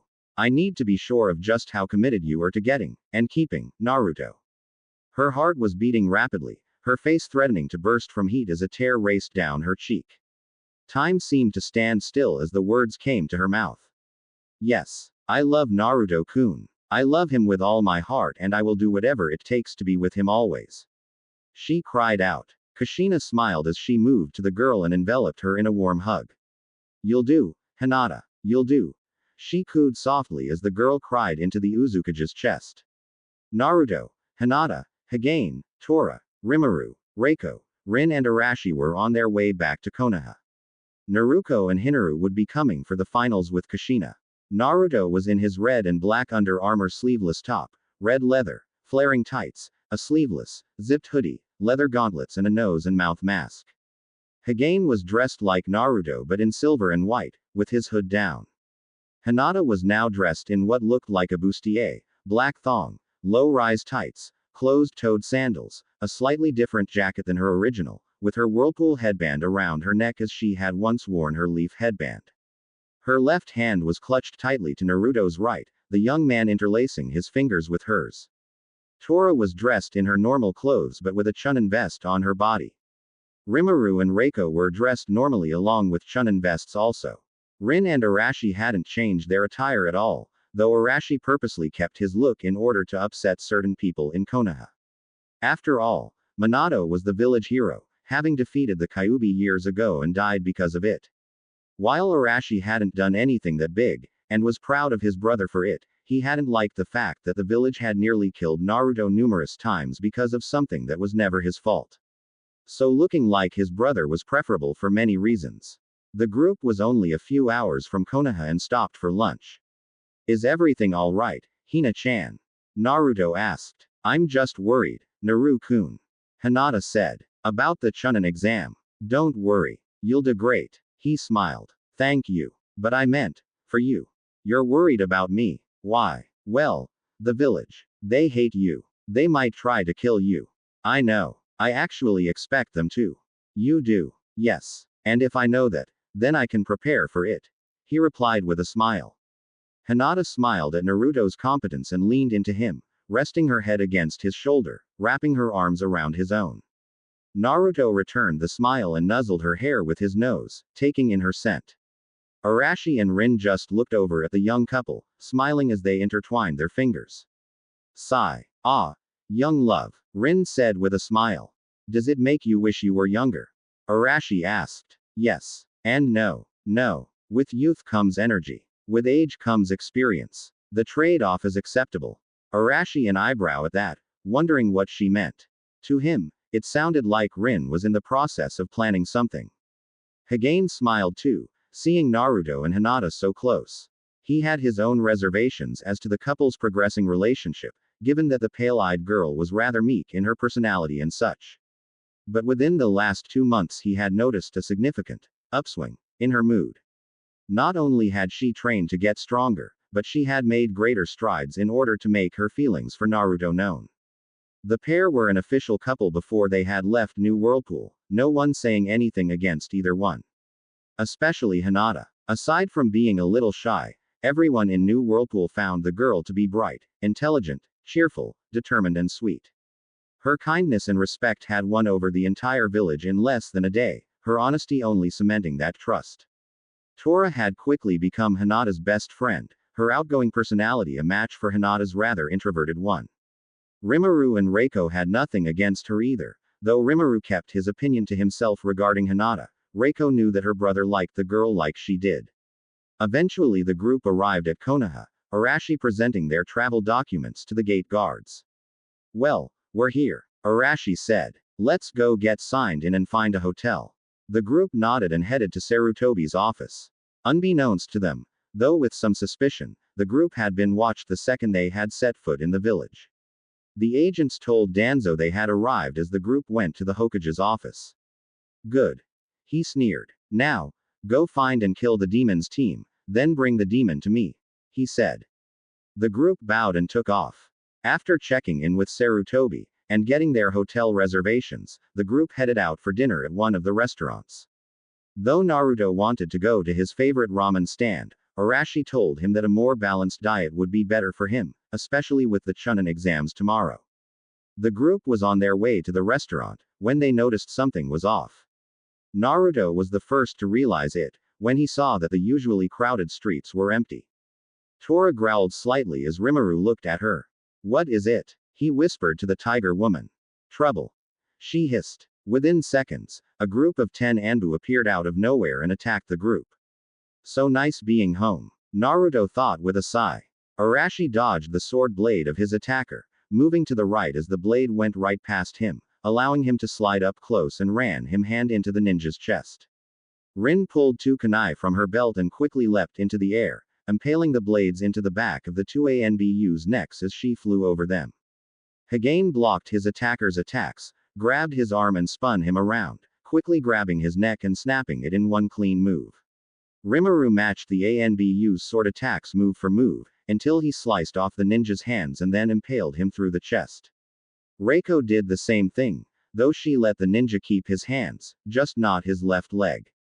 Tora leapt around from the sides of the buildings like a wild animal, jumping and dodging furiously, until she was able to move in close and slash the Anbu across his throat. Hinata, not being able to take even the life of an enemy, dodged the attacks and slammed her hands into her Anbu's chest, knocking him back into the stone wall of one of the buildings, rendering him unconscious. And Naruto easily dodged the attacks of the first Anbu, who missed Naruto and impaled the second one, allowing Naruto to knock the first unconscious. With the Anbu group defeated, Naruto stepped up and removed the mask of the one Hinata had beaten. He smirked as he saw who it was. Well, hello Sai, Naruto said to the ninja. Who is he? Reiko asked. This is Danzo's son, Sai. He said as Hagane held Sai's arms back. The Anbu ninja looked at the blonde, whisker-faced boy, and as usual, his came to play. What are you going to do? He said. The emotions from Naruto's team were varied. Hinata was in shock.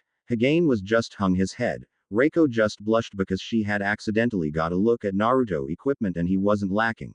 Rimuru just looked at the boy with apathy. Tora growled at him. Rin just sighed and Arashi got mad.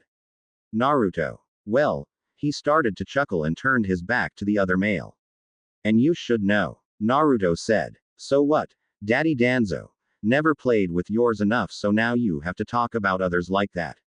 He asked. Or maybe you don't have one of your own. Or maybe he just likes you the way you are. Not that I'm going to find out if that's true or not, but since you're here, I'm going to leave you alive so that you can tell your dear father, that if he wants me, he'd better come and get me himself, not send his little soldiers. Rimuru, give that one's head to Sai so he can give it as a message to Danzo. He said, indicating the other still alive Anbu that Arashi was watching. Rimuru's glasses flashed as his hand swiped in front of him.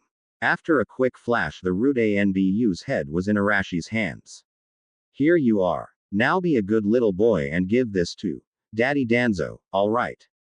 The man said as he handed Sai the head.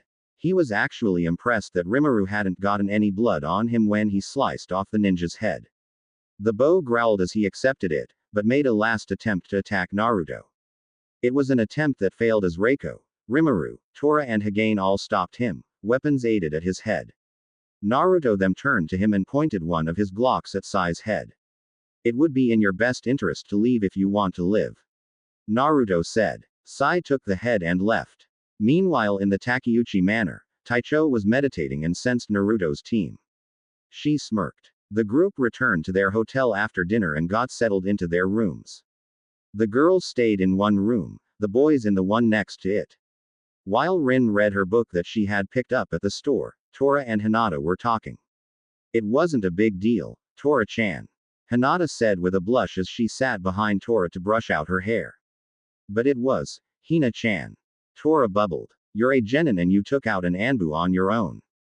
That's a great accomplishment. Auntie would be proud. You should be too. She giggled as she turned around and tackled the pale-eyed girl. Hinata shrieked as the tiger woman started tickling her. Oh, for crying out loud, Tora.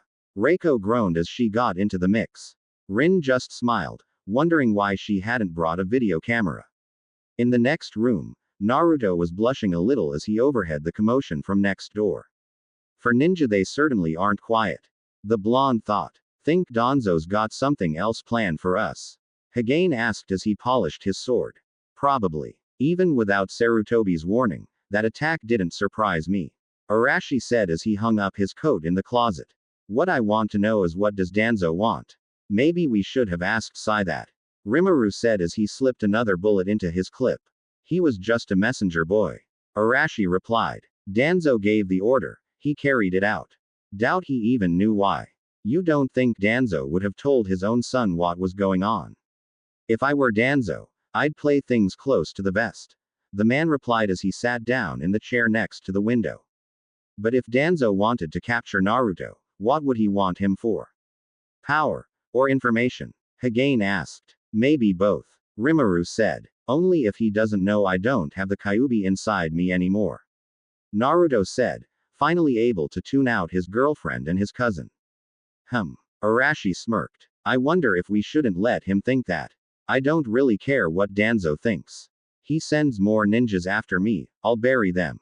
So say we all. Hagane said in a whisper.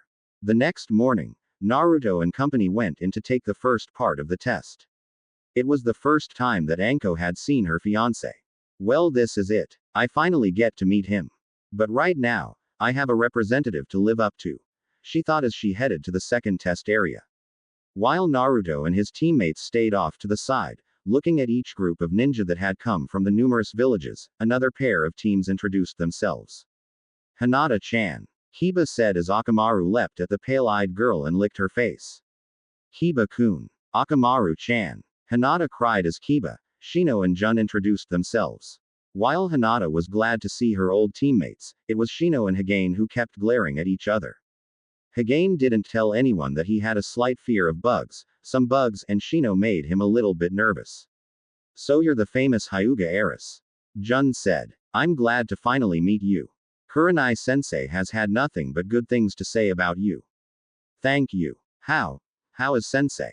Hinata asked. She was a little sad that you left. But, under the circumstances she did understand. Shino said. Circumstances? Naruto asked curiously. The council not liking you. Hinata's father being on the council. The Hyuga council wanting to put the cursed seal on Hinata. They what? Naruto growled, his chakra spiking, which caused Akamaru to whimper. Naru-kun. Hinata whispered, clutching his hand tightly. Across the room, a certain red-haired ninja with rings around his eyes turned towards the blonde boy. Interesting. Gaara thought as he stared at the blonde. Such anger. Naruto calmed down a bit as Team 7 finally arrived. Sasuke-kun, said a platinum blonde girl with ice blue eyes. She was dressed in a black bodysuit and sandals, her headband was on her waist. She was your basic blonde girl. Sakura was getting mad. She was foaming at the mouth. This naturally made the two boys that had arrived with the blonde, a bored-looking boy with a pineapple hairstyle and a chubby boy stuffing his face with a bag of chips, attempt to keep their distance. Stay away from him, Ino pig. Sakura shouted. That was when Ino saw their new teammate. And who are you? She asked the samurai boy. Where's Naruto? Ino asked. HMPH, he's probably being a coward and did the smart thing by not showing up. Sasuke said. Yeah, how dare that bitch not teach Sasuke a move in which he could be more powerful. Sakura said as she was suddenly hit upside the head with the hilt of Musaka's katana. Ow. Forgive my teammates, but I am Musaka Takeuchi, their new teammate. He answered as he turned back to Sakura. And simply because the Uzukage would not teach Sasuke a clan technique does not make her a bitch. Yes it does. She snapped. Then you would be saying the same about every member of the Konoha Council who cannot teach Sasuke their techniques, for the exact same reason. Musaka said. Irritated by the samurai's attitude, Sasuke used his free hand to reach up in an attempt to strike Musaka in the face. However, the second he moved in to strike, his wrist was caught by a strong hand. Everyone looked back and saw Naruto. Was someone looking for me? He asked the group. The new Team 7 and Ino laid their eyes on Naruto. The blonde boy had his hood down to reveal himself. He had gained more muscle, he was taller, and his hair had grown out to where it was past his shoulders. Naruto. Ino gasped as she took him in. The blonde boy nodded at Ino, seeing no reason not to be civil to the blonde girl, as she had never really bad-mouthed him like Sakura had. But it was his smile that made the girl's heart flutter, a light blush spread across her cheeks. How have you been, Ino-chan? Naruto asked. Was all she said as the new Whirlpool team and the Konoha Team 8 came over to them. Naruto waved a hand in front of Ino's still blank face. Hello Ino, he said. The blonde suddenly jumped away from Sasuke, leaping at Naruto and giving him a big kiss on the cheek. The reactions from the four groups were mixed. Shikamaru and Choji were shocked mostly because Ino had done a complete 180 regarding Sasuke, and to Naruto of all people. Even if he had changed. Shino, Kiba and Jun were a little confused, since Ino and Sakura had often made a big production out of fighting for Sasuke's attention. Sakura was completely shocked by this, as if wondering how her best friend and rival could just abandon Sasuke out of the blue, and for Naruto. Musaka said nothing, as did Hagane. However, Hinata was upset. First Sasuke, now my Naruto-kun. She thought angrily. She swore to herself that she would not let the blonde girl have him that easily. Just then a man spoke up. You should quiet down. You don't know who's listening. He said. He had silver hair tied back in a ponytail, a pair of glasses over his eyes and was dressed in a black bodysuit with lavender, white armor. Who are you? said Naruto, but the man ignored him and pulled out a deck of cards. These are Nin-Fo cards, he said. You just put a certain amount of chakra into them and, just then the card showed info on a village. I have info on almost anyone. Yeah, I'd like to know about Rock Lee of Konoha, Gaara of the Sand, and Naruto Uzumaki of New Whirlpool. Sasuke said. Oh good, you know their names. So the guy put chakra into the cards and got 2 out of 3 people Sasuke wanted. Let's see. Rock Lee, member of Team 9, his sensei is Maida Guy. He's best known for being one of the greatest taijutsu fighters in the elemental countries. Gaara of the Sand. He is the youngest son of the Cage. He is the younger brother of Tamari the Wind Mistress and Konkuro the Puppet Master. Every mission he has he always walks away without a scratch. I can't find a Naruto Uzumaki of New Whirlpool, but I have a Naruto Namikaze of New Whirlpool. Eldest son of the Uzukage, wielder of the steel body, Madogen, the target eye and his eyes went wide, the bloodline eye. He had something inside of him that had made him infamous, but now he's training to be Uzukage when the time comes. Is there anything else? Just then 2 shinobi from Oto approached them. Yeah, put this in your cards. We of the Oto will put out a show this piece of crap village will never forget. Said one of them. Just then a man in a trench coat, cargo pants, boots and a bandana came in and started shouting. All right you maggots. Asses in the seats, now. He snapped. Everyone quickly sat down. All right. My name is Ibiki, and I just became your worst nightmare. This is the beginning of the Chunin exams. It will consist of 3 parts. A written test, the Forest of Death, and fights to the death. I will be the proctor of the first test. This will be simple, a 20-question test. Some of the genin looked at the test paper in front of them on their desks. Hey, there is only 19 questions on the paper. One of them shouted. The last question will be asked verbally. Now sit down and shut up. Ibiki shouted. Now, if you cheat on this test, you fail. So don't let us catch you. Ready? Begin. 19 questions and 6 teams later. All right, pencils down. It's time for the last question. Ibiki said. This question is so important that if you don't take it you fail, if you get it wrong you fail. That caused 2 more teams to leave. I see anyone else want to leave? Ibiki asked. This is bullshit. Naruto shouted, shocking everyone. My team and I didn't come all the way from New Whirlpool just to be psyched out by some thug in a trench coat. I hope he forgives me for that remark. He thought. And I don't think anyone here would want to quit now. Naruto-kun. Hinata thought, proud of her man. You tell him, cuz. Thought Hagain. This Namikaze is interesting. Thought Musaka. No wonder mother loved him. Damn he's hot. Ino blushed. He's gotten stronger. Kiba thought with a smirk. However, Sasuke just glared at the blonde boy, as if aggravated that Naruto more showing more guts than he was. Are you sure you want to do this? Ibiki asked. Damn straight. He snapped. Who's with me? He turned to the class. The rest of the room stood up, indicating their decision. All right. To everyone that is left in this room, you pass. Ibiki smiled. Huh, Naruto said, obviously confused. I'm not just an Anbu and proctor of this exam, I'm a member of the torture and interrogation squad. He said as he took off his bandana showing his scars. Proof that he had experience in his specific field.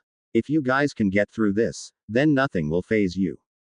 As he put his bandana back on, a woman with spiky hair crashed through the window. 24 teams. Losing your touch Ibiki, she said as the ninja teams looked at her. She had purple hair tied up behind her head and dull brown eyes. She was dressed in a fishnet bodysuit, a black leather mini skirt, and open-toed boots.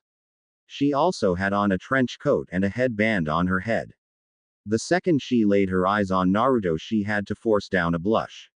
Oh my god, there he is. I didn't know his eyes were so beautiful. Hey, it's not my fault, it's the blondes. He rallied them together. Ibiki said to her. The second she laid her eyes on him, the boy smiled at her, which made her tingle. That's my man, Anko thought. Well then, all you soon-to-be dog chow, follow me outside to Area 44 now. She snapped at them. Without a single word, the ninja teams followed her out. The ninjas had finally assembled outside a steel gate connected to a very long steel wire fence that wrapped for miles around a thick, dense-looking forest. There were several gates spread apart evenly from each other, awaiting the different ninja teams' entry. Once Anko had explained the rules to the ninjas, Naruto couldn't help but make a comment. So all we have to do is get both the heaven and earth scrolls and kill anyone that get in our way? He asked. Sound easy enough. He didn't flinch as a kunai grazed his cheek. Anko suddenly appeared behind him, wrapping her arms around his torso, her mouth right next to his ear. You think so? She asked as she licked his cheek, fresh blood dancing on her tongue. What if others think the same way? She said as she let him go and handed him a stack of papers. Why don't you be a good boy and pass out the release forms? As he did, Anko could feel a tingling all over her body. I held him and licked his blood. She kept her composure and went back to the gate as everyone eventually handed her their release forms. All right, maggots. Into the forest of death. The teams grabbed their scrolls and dashed through their individual gates. Once Team Whirlpool had set up their traps, Naruto pulled the group in close to him. Okay. War Council, right now. He said. The trio sat down in a circle and made their plan. Hinata, I want you to take our scroll. Hagane and I will go to look for the other one we need. She nodded to Naruto, but looked hesitant. Are you sure, Naru-kun? You can do this, Hina-chan. We both have faith in you. Naruto said as he kissed her cheek.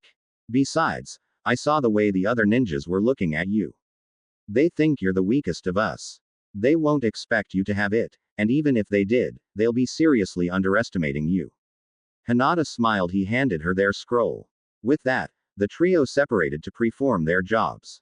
Hagane leapt from tree branch to tree branch, looking and listening for any other ninja teams.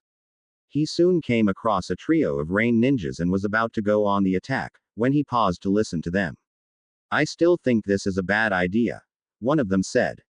What now? The second ninja said. I mean, her. The first one said. Hagane looked over and saw the kunoichi, who was lagging behind them. Odd. It's almost like she's afraid of them. Hagane thought as he dropped silently behind a large tree that was next to them. We should just kill her and be done with it. The first ninja said. That would put us a team member down. You know how bad that would be. The second replied. Are you actually trying to win this contest? We have another job. I'm really not interested in your opinion, Ko. The second ninja said to the first. The Hokage says that she can be useful, then I say use her. When the time comes we slit her throat. But until then, you don't touch her.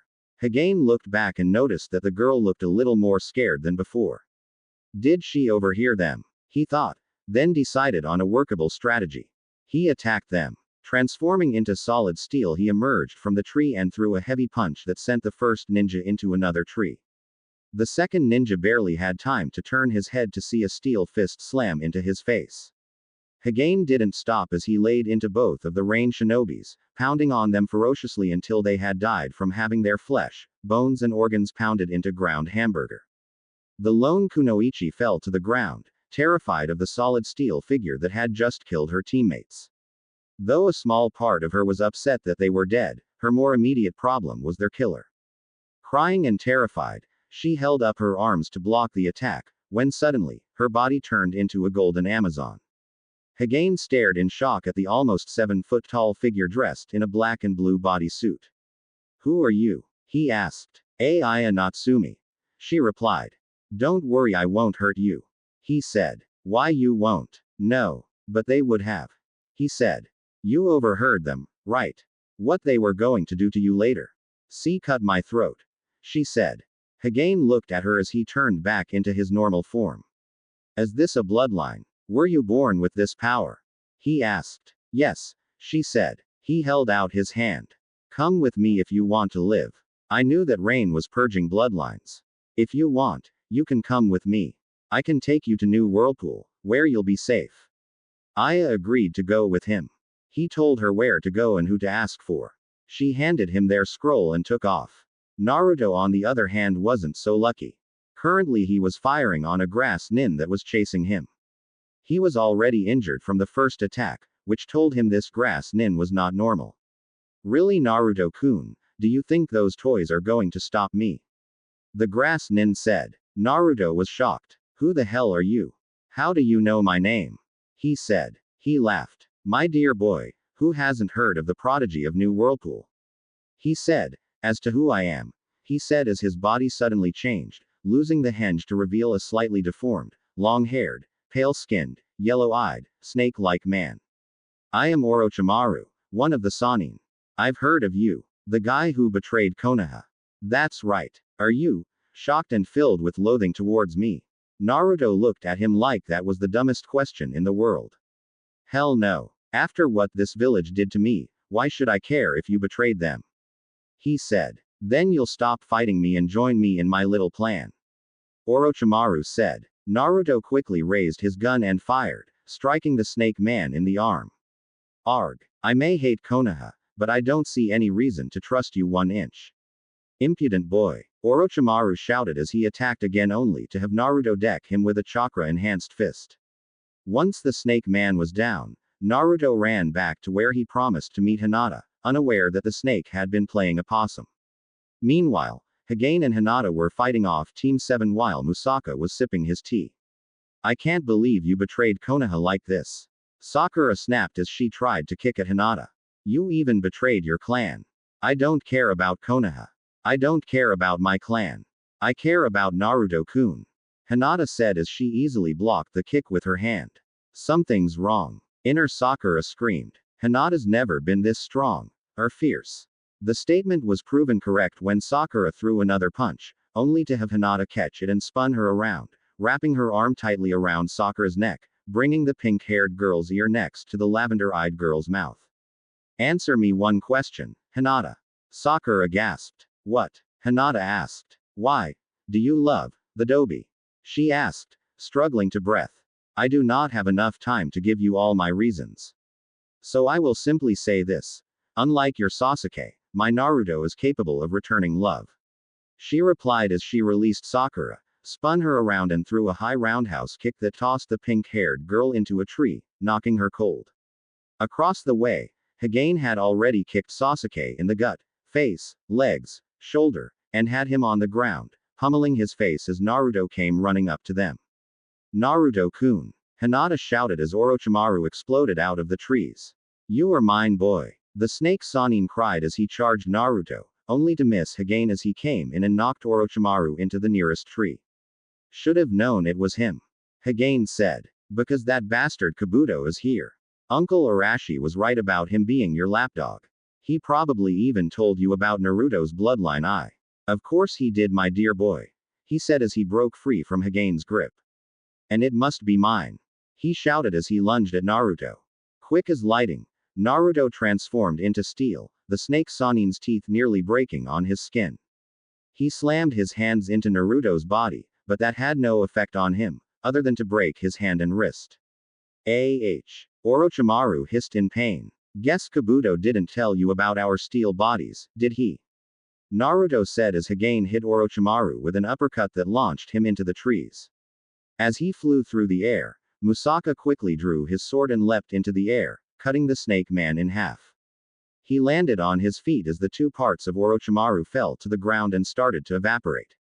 Damnation, he was a blood clone. Musaka said as he sheathed his sword. He went over to the tree and retrieved his glass. Come, we must be on our way.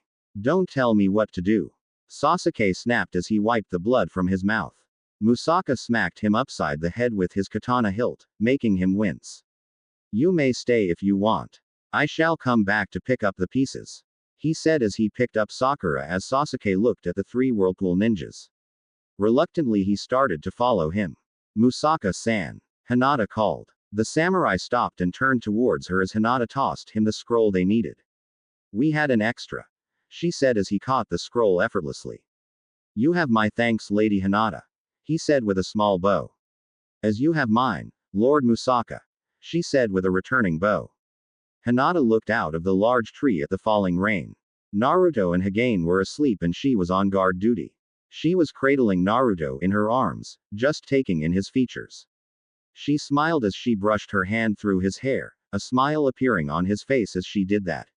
Suddenly she noticed a trio of sound ninjas appear through the parting haze.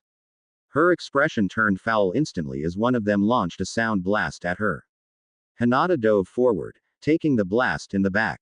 However, the blast didn't affect her, which shocked the ninjas. Hinata raised her head and turned back them, tears in her eyes. A sneer on her lips formed as she exploded from the tree, tackling the ninja and pounding his face with her hands. The other two ninjas just gasped in horror as the girl's hands became stained with blood. They didn't realize how this was possible. How had the mousy little Hyuga girl become such a fierce lioness? They only realized the obviousness of their situation when they saw her stand between them and her teammates. She was protecting someone precious to her. Namely, the blonde boy she had been cradling tightly in her arms. The lioness was protecting her mate. Thinking to double-team her, they attacked as one from both sides. Hinata launched herself at the kunoichi and kicked her down as the other ninja lunged at a sleeping Hagane, only to have his head slammed into the tree by Hagane's fast-rising fist. "That'll teach you to disturb my sleep." Hagane growled as he rose up, slamming the ninja's head into the tree trunk several times before tossing him out into the rain. Hagane and Hinata stared at the female sound nin as she was backing up from them. "What are you doing here?" Hinata asked. We were told to fight Naruto Namikaze," she said, "to kill him." Hagane winced as he felt Hinata's battle aura flare up. "Who told you to do that?" Hagane asked. "The snake. Sanin," she said. "You have just made the biggest mistake of your life." Hinata growled, her bloody hands contracting into claws. "Don't you know that attacking my mate will get you killed? I advise you to take your teammates and tell Orochimaru that if he wants to start a war with New Whirlpool he's got one. Oto will be nothing but a smoking crater after we are done." Hagane said. The kunoichi nodded, grabbing her teammates and took off running for her life. Just then Naruto woke up. "Hey, what's going on?" he asked. "Everything's fine Naruto-kun," Hinata said to him with a smile. Naruto was about to accept that, when he saw blood dripping from Hinata's hands. "Hina-chan," he shouted as he raced over to her and took his hands into his. "What happened?" She started to say, trying to think up some kind of excuse, but failed on it due to his deep blue eyes staring at her. "We were attacked, weren't we?" Naruto said, not asking. "Yes," Hagane said. "Hinata woke up first and fought them. Their fight woke me up and, well." Naruto smiled as he threw his arms around Hinata. "I'm so proud of you Hina-chan," he shouted. "Yo you are," she gasped as she felt his embrace tighten. "Yes. You fought another group of ninjas on your own in order to protect us, how can I not be proud of you?" he said as he kissed Hinata on the lips. Hinata thanked Kushina's training that enabled her not to pass out as the boy she loved passionately displayed his affection. Once Hinata had washed off the blood in a nearby stream, the trio headed for the tower where they opened the scrolls, and Rimuru appeared. "Well done, all of you," he said to them. "I'm sure you have a lot to tell us, so let's go inside for a bit," he said as they walked in to relax. Naruto was asleep, resting up for his match in the prelims, which was tomorrow. Hinata was watching over him, stroking his hair gently, enjoying being able to care for him so tenderly. He was still sore from the injury that Orochimaru had given him, a kunai to the joint between his shoulder and arm, a fact that he ignored when his concern for Hinata rose up. Seeing her bloody hands made Naruto forget his own injuries, but after he had released her, he remembered them. The slight surge of pain wasn't too bad to take. Just then Hagane helped Anko into the room. "What happened Haga-kun?" Hinata asked as he laid the battered and bruised woman down on the bed next to Naruto. "She was attacked by Orochimaru a few hours ago. He wanted her to attack Naruto. When she said no, he attacked her. I came upon their fight and managed to drive him off then brought her here," Hagane said. Anko looked over at Naruto, noticing his injury wrapped in a fresh bandage. "What happened to the kid?" she asked. "Oh no please be alright Naruto. He was attacked by Orochimaru in the forest. He tried to give him the curse seal, but he used his steel body technique to block him," Hagane said. "Oh thank goodness," Anko said with a relieved sigh. "Are you going to be alright Anko-sensei?" Hinata asked. "Yes," she replied. "Freaking snake is tougher than he looks, but so am I," she stated. "Hagane, go and get some ice and the medicinal herbs from the pack Kushina-sama gave me," Hinata said. "What are you doing?" Anko asked as the boy went to perform his job. "Kushina-sama taught me healing techniques as well as taijutsu. I will be able to accelerate your healing time," she said. Naruto may have been the team leader on this, but in his weakened state Hinata had chosen to take charge. In the tower's sleeping quarters, the group of ninjas rested and recovered their strength for tomorrow's activities. It was late that night when Naruto finally stirred. Anko had been waiting for him to wake up so that she could talk to him. She was grateful to Hinata for her healing techniques, but now it was time for a little heart-to-heart. Naruto-kun, she asked, tentatively. Wa, Anko-sensei. Naruto asked, more than a little curious as to what she was doing next to her. What are you doing here? He asked, then noticing her injuries. Who attacked you? Orochimaru. She said. Naruto grimaced as she said that. Bit by bit he was starting to hate the snake Sanin, and Anko could see it in his eyes. The pair spent the next hour just talking, telling each other about their likes and dislikes, hobbies and dreams for the future. It was after all this that she told Naruto her most taboo secret. You were trained by that damned snake.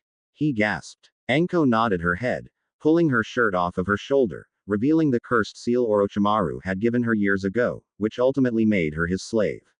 Which meant that he could hurt her no matter where she was. If he wanted to, he could kill her. But her most deepening fear was that Naruto would despise her now because he knew. I will understand if you hate me for this. I just felt you deserved the truth. Naruto lifted Anko's head up to look into her eyes. He smiled at her, the woman seeing that there was no hate in them. How can I hate my fiancé? He said as he pulled the woman into a gentle hug. Anko felt a wave of love wash over her as the boy held her tight. She wrapped her arms around his body and returned the hug, tears falling from her eyes for the first time. You know, she said in a whispered voice. Yes, I do. My father left a few letters with my mother before he died. One of those letters mentioned you. I didn't say anything before because I didn't know you. But now that I do, I'm not upset at all. Anko, there's something I have to tell you. He said as he pulled away from her. Yes, it's about Hina-chan, your girlfriend. She said. Yes. Don't get me wrong, I like you, but Hinata was the first girl in my life who cared about me who wasn't related to me. I can't just make her a second. He said. However, I can at least do this. He said as he placed his hand on her shoulder. His hand started to glow, a slight static shock surging over her body, which was replaced by a warm tingling sensation. Wah! What did you do? Anko asked as Naruto removed his hand from her shoulder. I placed a mild suppression seal over the cursed seal Orochimaru gave you. It's only a temporary solution, but it will keep that damned snake from controlling you. I'll need to talk to my mother about anything more permanent. He said. Anko smiled as she hugged the boy tightly, kissing his cheek to thank him for what he had done. Meanwhile, from the doorway to their room, a certain pale lavender-eyed girl watched intently, no feelings of anger bubbling up inside her. She had heard what had been said and understood. Opening the door to reveal herself, she walked over to the bed and sat down next to the pair. Hina-chan. Naruto gasped the second the door had opened. It's all right, Naru-kun. Hinata said. It is. Yes. Your father made this arrangement, so I will understand you wanting to honor it. I thank you for wanting to include me in this, and I am not averse to sharing you, she said, taking his hand into her own. Anko just stared at the girl, shocked at what she believed the girl was proposing. You mean you would be willing? Anko started to say, but couldn't finish. Yes, Hinata said with a nod. I will not give up my Naru-kun for anything, or for anyone, but I know his heart is big enough for us to share. And if you are willing. Yes, Anko shouted. Good, Hinata said with a smile. Now, as to our arrangements. Naruto laid back in the bed and smiled as his two fiancés started setting ground rules for each other. He especially liked the one about, if you run off with my Naruto, be sure I will hunt you down to the ends of the earth. When morning and breakfast came, the prelims were announced and everyone was to assemble in the main chamber. Naruto was now in a pair of tearaway pants, a black t-shirt, black bike shorts, sandals and his headband. His hands were taped up and his hair was in a ponytail. Like the outfit, cuz. Hagane said. Just something I threw on. He said as he stepped out of the room. Suddenly, he was tackled to the floor by a striped blur, crashing into the middle of the floor. It was Tora. She was dressed in a white bikini top, black and white hot pants, pinkish stockings with thick socks and no sandals. His face was buried in her cleavage as she purred while everyone around started to laugh. Great. I feel like a Pooh Bear. Naruto groaned as he tried to get up. So what am I? Tigger. Tora giggled. Once everyone had had their laughs, they got up and headed to the arena. Once everyone was assembled, Sarutobi stood up and made his announcement. Congratulations, you have made to the preliminaries of the Chunin exam. You should all be very proud of yourselves. He said. This will be the third phase of the exam. However, unlike the second phase, which consisted of teamwork, this will be a tournament-style fight, person to person. It will be every man and woman for his or herself. Good luck, he said. With that, the first match was announced. Musaka Takeuchi vs. Kiba Inuzuka. Everyone who knew the pair were shocked. Mostly because it was basically 2 against 1. Kiba and Akamaru leapt down onto the arena floor. Musaka was about to go down, when Sasuke grabbed his arm. Win this match. Don't embarrass us, he said to the samurai. Yeah, Sakura added. Musaka gave Sasuke an even look, before he kicked Sasuke's legs out from under him, pushing him hard to the floor with his hand, quickly taking his sword out and aiming it at the Uchiha's neck. I do not have to do what you say, he said in a tight voice. You are not a member of my clan's council nor my parent. I do not respect you, the Haruno girl, nor our so-called sensei. Try and force me to respect you, Hakat, and the line ends with you, he said to the cycloptic ninja. With that said, he walked down to the arena to fight. The fight itself was fairly impressive, with Kiba and Akamaru trying to double-team Musaka by having the dog turn into a clone of Kiba. While Musaka had to admit that the pair had impressive teamwork savvy, he didn't let that distract him. Moving at speed to match them, Musaka was able to deduce who was who, and used the reverse side of his sword to strike Kiba with after he had charged his sword with chakra. He struck Kiba's nerve points with incredible precision, laying out the boy within a matter of seconds. Winner Musaka Takeuchi, said the proctor. Musaka looked at Kiba and bowed to his body, which Akamaru was pawing at, then he bowed to the proctor. He left the floor as Kiba was carried off, leaving the floor open to the next fight. The rest of the matches were somewhat spectacular to watch. Sasuke, Shikamaru, Shino, Tamari, Hagane, Jun and Kankuro won their matches. Choji lost his match and Ino and Sakura's fight ended in a double knockout. Musaka just shook his head, realizing that Sakura had been trying so hard to impress her dear Sasuke that she left herself vulnerable to an easy-to-block strike, resulting in her being knocked down along with Ino. However, Ino woke up as she was being carried out. As she did, she saw Naruto had come over to her. You did good, Ino-chan, he said. But, I kinda lost, she said weakly. Technically. At least you didn't let your guard down. Thank you Naruto-kun, she said before they carried her off. Next up was Rock Lee, and he was facing Gaara. The Jinchuriki unleashed nearly all of his awesome powers to strike down the taijutsu expert. However, once Lee got the go-ahead to drop his weights, even Gaara's sand shields couldn't protect him against Lee's blinding speed.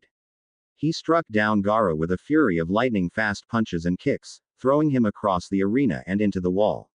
Winner, Rock Lee. The proctor coughed. The next fight was Hinata against Neji. Naruto looked at his girl, who was more than a little freaked out. Don't worry, he whispered to her, clutching her hand tightly.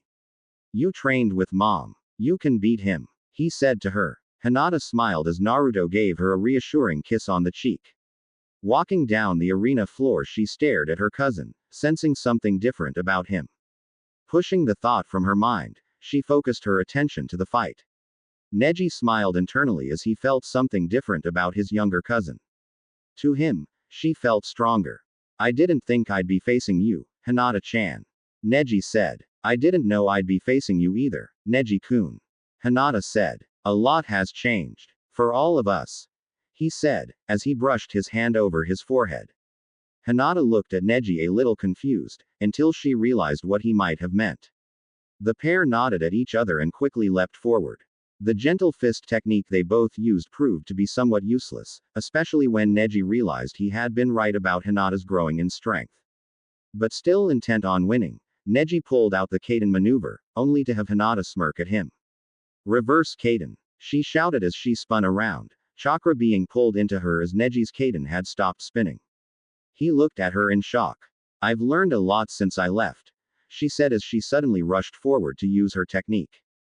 2 palms, 4 palms, 8 palms, 16 palms, 32 palms, 64 palms, she shouted as she blazed towards Neji. I'm not finished. 128 palms. She cried out as the impact struck Neji hard with precise moves. Neji staggered, barely able to hold himself up as he forced his body to perform one last action. You beat me. I am proud of you, he said weakly before he passed out onto the floor. Winner Hinata Hyuga, the proctor said. Naruto cheered loudly as he leapt down onto the arena floor and engulfed Hinata in a tight hug. I knew you could do it, Hina-chan. He shouted as the girl hugged him back. Excuse me, Namikaze, you are the last fighter, the proctor said. Oh cool, who am I going against? Just then Kabuto entered the arena. I thought you quit. I just went to the bathroom. He joked. It'll be a pleasure to destroy you, Uzumaki, he said. Naruto raised an eyebrow. Moron. Didn't you hear the proctor? There's no Uzumaki here. My name is Namikaze. Kabuto grimaced as he rushed the boy, Hinata leaping off the arena floor as Naruto changed into his steel form. Kabuto slammed into his body and bounced off, his head in pain already, and the fight hadn't even started. Naruto ripped off his pants, which were followed by his t-shirt and boots. Now let's go, Naruto stated. The blonde boy leapt at Kabuto, tackling him to the ground, then pulling him up and throwing him over his shoulder against the far wall. Kabuto didn't have time to retaliate, as Naruto leapt at him and thrust his leg forward, slamming into Kabuto's leg and snapping it. The snake lapdog tried out in indescribable pain. Kabuto, if you don't mind, could you keep the noise down? Naruto asked. I mean, come on, no one wants to hear you crying like a girl. He pulled Kabuto up and tossed him into the center of the room. Once he landed on his chest, the blonde boy leapt into the air and came down hard, landing on Kabuto's back, breaking his ribs and causing the man to cry out once again. Naruto sighed. Kabuto, once again, keep the noise down or I might have to ask Hokage-sama to disqualify you for disturbing these people. Not like he could help it. Kiba mumbled. Naruto pulled Kabuto up by his collar and decided to finish the fight. Wind and steel style. Bring the pain. He shouted as he punched Kabuto with a full-strength punch, hurling him like a rag doll across the arena and creating a human-shaped hole in the wall. Winner. Naruto Namikaze, the proctor said with a cough. Naruto went back to his cheering teammates as the Hokage called everyone into the center of the arena. There he had everyone pull out a number from a hat that looked like his own. Once everyone had a number, he had them read it. The result of this was that the persons with the same number would face each other in the final rounds of the Chunin exams. The contestants were Naruto vs. Sasuke, Shikamaru vs. Temari, Hinata vs. Hagane, Rock Lee vs. Musaka, Shino vs. Konkuro, and Jun vs. winner of the Shino-Konkuro match. The final phase of the Chunin exam will take place within 1 month's time. In that span, you will all be able to rest and improve your skills to face your opponents. I wish you all the best of luck, Sarutobi said to the group. Team Whirlpool were relaxing in the hot springs. Naruto had his eyes closed as he, Rimuru and Hagane were soaking their aching muscles. Ah, this is heaven, Naruto said. The other two just chuckled as their cousin was resting for the first time in a long time. His bed rest from getting attacked by Orochimaru didn't count, only because he hadn't gotten fully recovered. Hey bro, Hagane said as Rimuru looked over to him. Want to make a little bet? What are we betting? Rimuru asked. Me, Naruto, and Hinata, make Chunin, said the steel body user. Rimuru didn't need to really think about that. Alright, I'm in, he said, but held up a finger to add, but. He points to Naruto, he wins the tournament. Naruto looked over to them as soon as the he caught his ears. Sure, I have faith in him, he said. Just then Naruto put his 2 cents in. I want in, he said. They looked at their cousin as he replied. I know I can't bet on myself and I won't throw any fight. But, I think Hagane would win this one. The tournament. Why do you say that? Hagane asked. Because you have more talent than I do using the steel body. Plus I saw the way you fight, you're an animal. Naruto said. They laughed. What they didn't know was the girls were listening to them. So, my brothers want to make a little bet, huh? Said Reiko. She took a piece of special paper and looked over her to her teammates. You girls want in. Sure. But ask them what the bet is first. Tora said as she cuddling up to Hinata. The tiger girl was sitting in the former Hyuga heir's lap, said girl blushing heavily as Tora nuzzled her neck. Oh, you're so cute.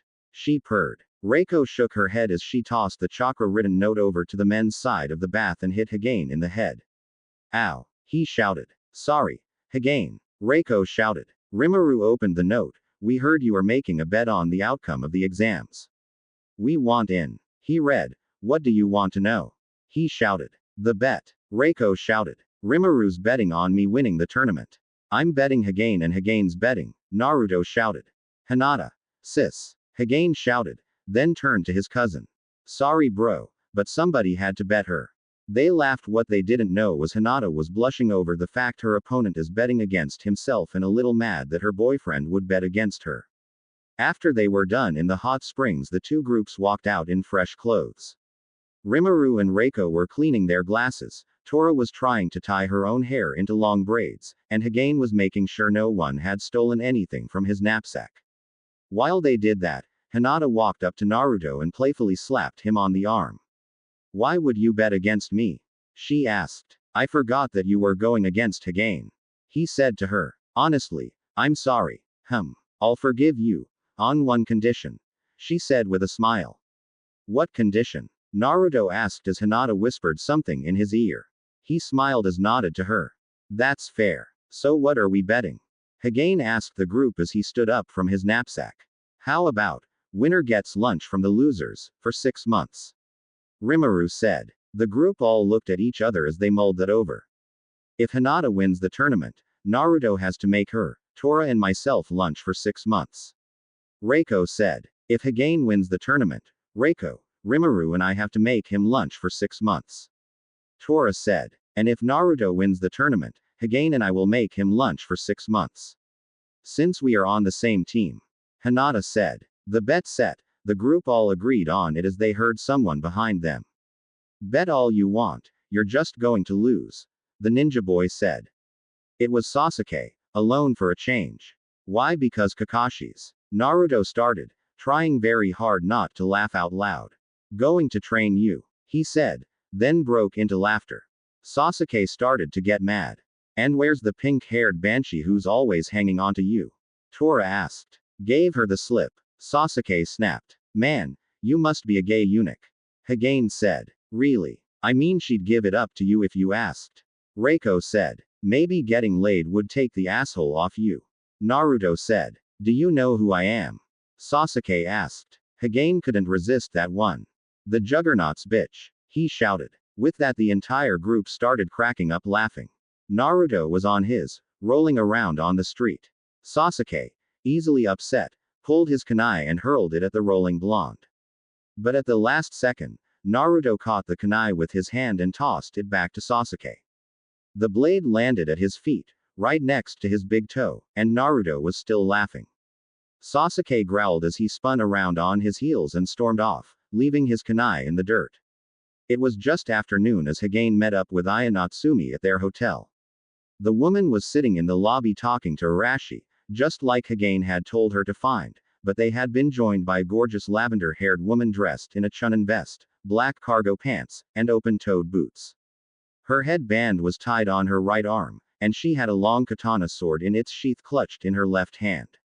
He went over to them and introduced himself. Uncle. He said, nodding to the older man. Aya. He said, nodding to her. Hello. My name is Hagane, what's your name? He asked the second girl. My older sister, Maya. Aya said, then turned to the lavender-haired woman. This is the ninja who offered us a safe haven over the purge. A safe haven? Maya asked. Where? New Whirlpool. Arashi said. Maya looked at Hagane. You can ensure our safety. And passage to New Whirlpool. Of course, my aunt. My sister. Arashi added. Is the Uzukage. He said. She's coming to Konoha within the month for the final exams. Hinata leaned back against Naruto's chest as the blonde boy wrapped his arms around the girl, his left hand coming up to stick another octopus-shaped hot dog into her mouth. She moaned as she accepted the piece of food. This was a wonderful idea, Hina-chan. A quiet little picnic for the two of us. Naruto said as his hand went down to grab a small sushi piece and brought it up. I just thought. We hardly had any time to be alone, with all the training we went through with Hagane and the others. Even your mother left us little time to be alone. Hinata said as she accepted the sushi from him. I understand Tora's been getting friendly with you.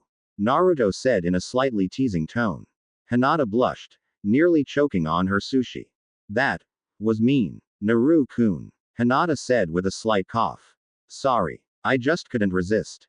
He said, kissing her cheek gently. That's so sweet I'm getting cavities.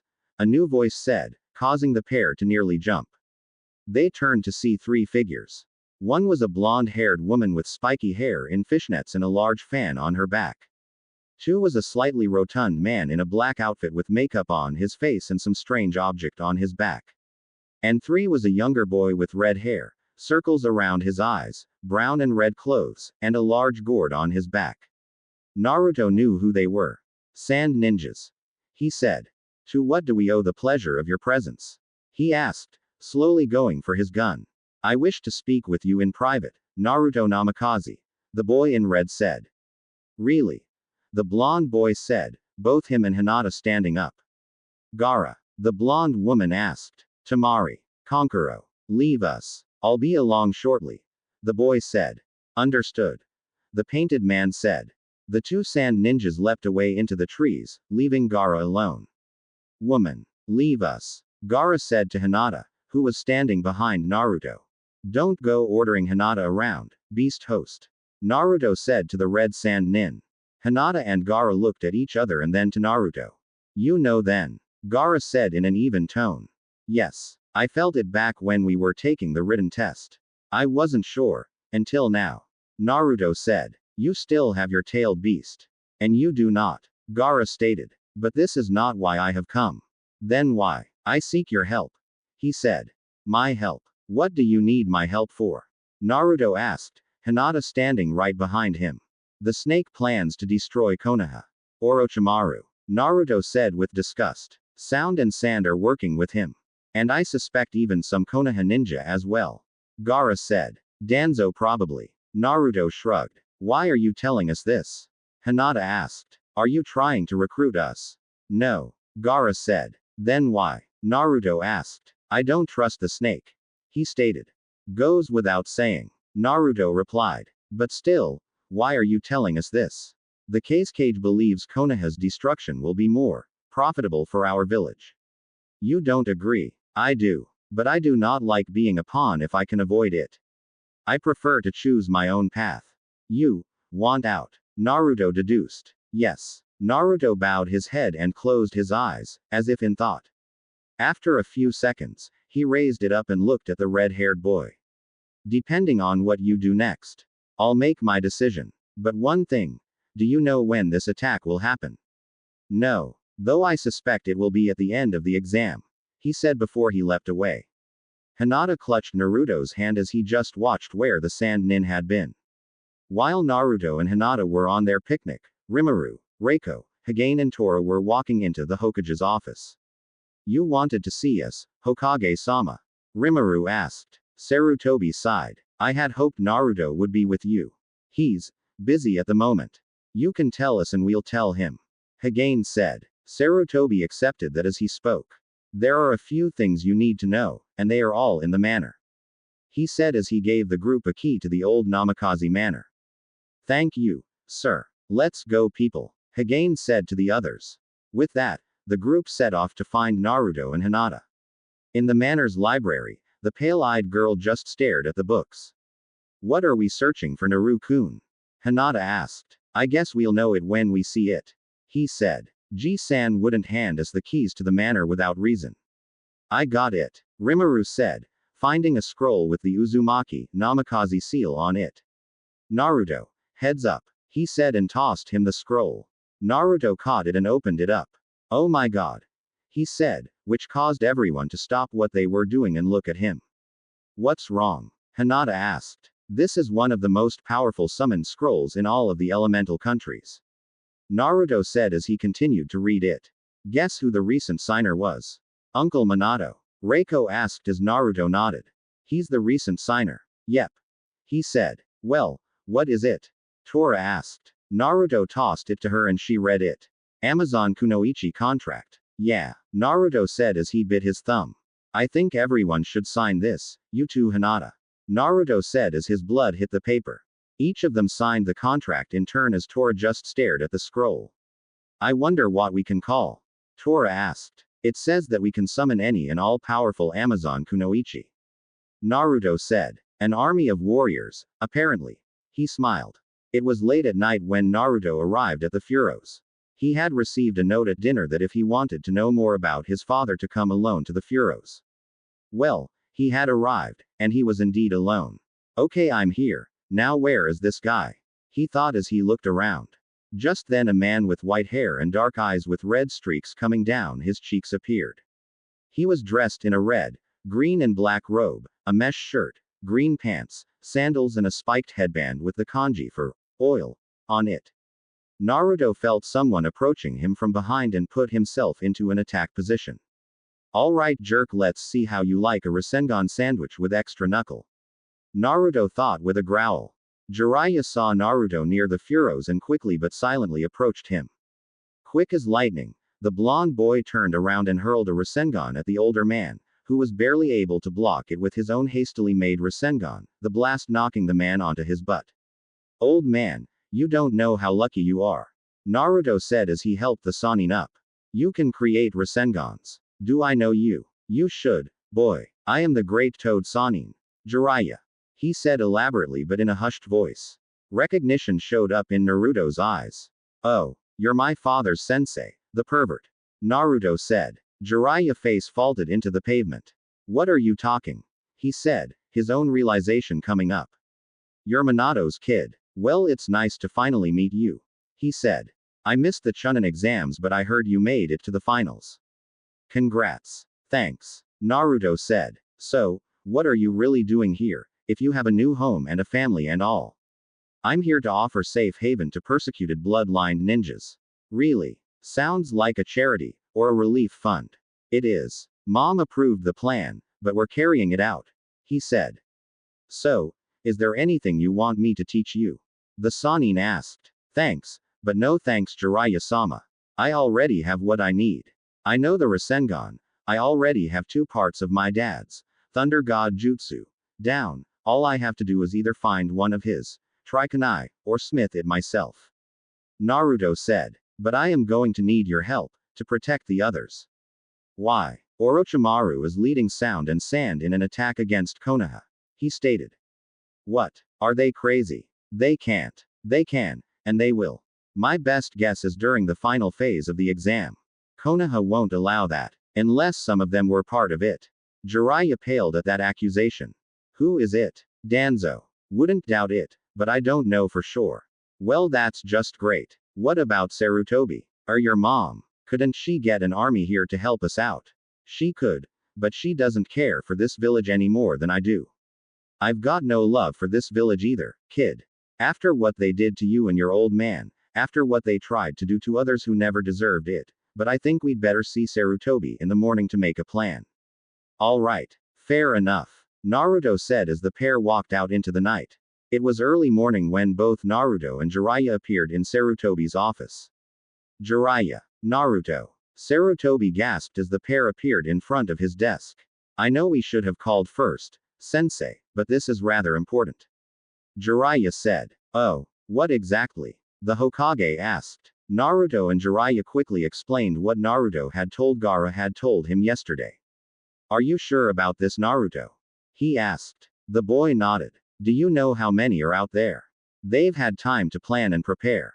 And considering they have an additional month before the final phase of the exam. Naruto said. And add to the fact you've already got everybody guarding your elite guests, your army is cut in half and I sure as hell don't think Danzo's gonna help you. Jiraiya said. It's possible he's in on it with Orochimaru. That's a best guess. I've got no proof for it. Naruto said. Of course not. Danzo's not so big a fool as to announce it or anything.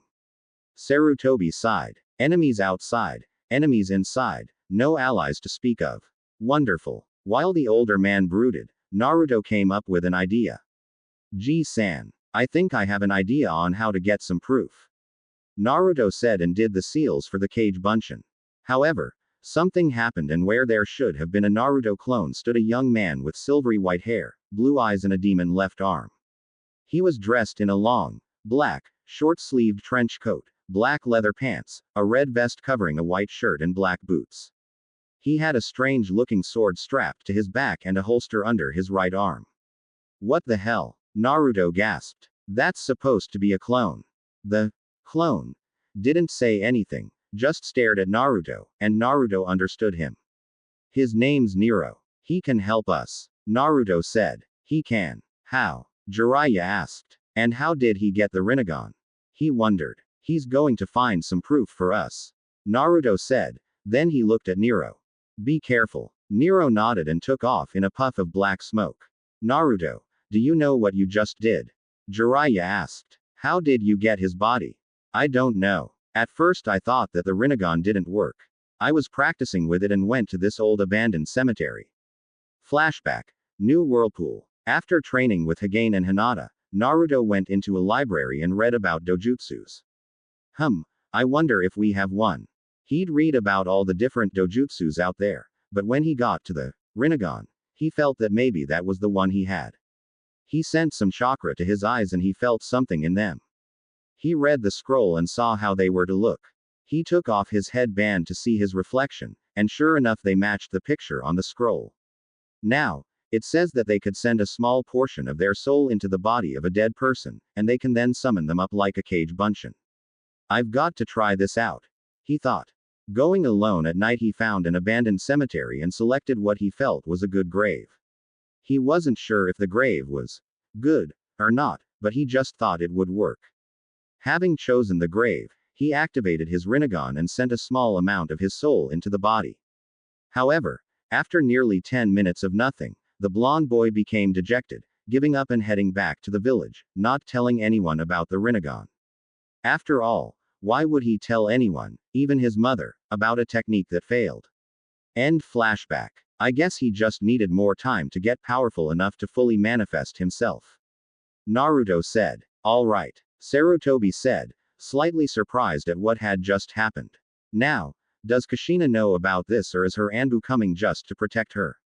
He asked. Red Swirl, Whirlpool's answer to Rude Ed, will be coming with Mom as her guard, but there will be platoons of Whirlpool shinobi outstationed around Konoha when they arrive. He said, which appeased the third Hokage. With that settled, Naruto left and went back to his hotel. On his way back, someone came up to him. He was dressed in a long black robe, had white hair, silver eyes and a white mustache. Excuse me, he said. Naruto looked at him. Yes, what can I do for you? Naruto asked. I was wondering, would you be interested in going to a costume party? The man asked. Naruto raised an eyebrow. Costume party? He asked. Yes, Namikaze-san. The man said. Naruto looked at the man. You know me? He asked, inwardly smacking himself. Idiot. Word has to have been out by now about me. Okay. Let's say that I want to go. How would I get an outfit? Follow me, he said, leading the boy to a shop that wasn't there before. Welcome to my costume shop, he said as Naruto just stared at the two huge floors of costumes everywhere. It's called Spells Are Us, but we also have costumes. Naruto looked around and stopped when he came to a black bodysuit with silver trim, a full face mask with a visor, and a bunch of real-looking weapons with it. That is our Snake Eyes costume, the man said. When is this party? Naruto asked. Just before the Chunin exams finals, he replied. Okay.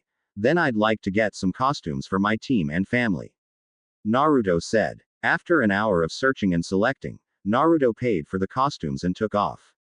However, on his way back to the hotel, Naruto ran into some Anbu. Oh, here we go, Naruto thought. Yes, can I help you? He asked. I thought I said if Danzo wanted me, to come and get me himself. Danzo did not send us to get you, demon. The leader said. Then who sent you, asshole? He said. Just then he heard the shing of a katana released as it was under the Anbu's chin at his neck. I did, Namikaze-sama, said the matriarch of the Takeuchi clan. Now apologize to Namikaze-sama before you become a head shorter. The woman said. I'd rather die than apologize to that demon. Just then the Anbu heard the click of a handgun and felt the muzzle pressed against his head. Naruto thumbed the hammer back, his finger on the trigger. Okay. Then I apologize to you, Takeuchi-sama, for getting blood on you. Naruto said and was about to pull the trigger. Two members of his team were about to attack Naruto, when they found a pair of kodachis at their throats, which stopped them in their tracks. What? The leader gasped, as the kodachi-wielding ninja pulled off their masks revealing themselves to be Takeuchi members. Taicho just smirked and gave out an order. These men bore me, kill them. She said softly. It was then that the Anbu captain spoke up. Alright, I'm sorry Namikaze-sama. He said. Naruto looked at him with an annoyed gaze and shook his head. Sure, you apologize when your own life is on the line. You should have thought about that all those times you attacked me. All those time you got drunk and tried to kill me. Naruto said. All those times you tried to rape me. One of the Takeuchi kunoichi said. And the time you threw acid in my face destroying the skin around my eye. Taicho said. Kill them. 2 deep slashes and 1 point-blank gunshot dropped all 3 Anbu to the ground. Shed no tears for those who deserve it not. She said as she replaced her sword. She turned back towards Naruto and smiled. Namikaze-sama, would you care to join me for tea? I would be honored Takeuchi-sama. Naruto said, still carrying his purchased costumes. Naruto sipped his tea with a sigh, enjoying the subtle warmth that flowed down his throat. Across the table, Lady Taicho just smiled at her blonde guest. So, my father really wanted you to adopt me? Naruto asked. Minato and I were good friends. When we were younger we made a pact that should the other perish in battle, we would adopt their children. She said. Then, why didn't you? He asked. At first she didn't say anything. The sad expression in her eye and the sneer on her lips told him everything. It was the council, wasn't it? Naruto said. They stopped Jii-san from doing a lot of things for me. It probably wouldn't have taken much to stop a clan head. Taicho sighed as she picked up her teacup and took a sip. I feel I owe you an apology for not being able to do more for you. You don't owe me any apology, Taicho-sama. He said. It's not your fault. Either way, that will change soon. Soon. Why? A smile turned her lips up, changing her expression from one of anger to one of beauty. I have been offered a position in another village. I will be accepting it after the Chunin exams. She explained. Naruto smiled. That's good. You'll be able to get away from this village. Yes. It will be a new start. For all of us.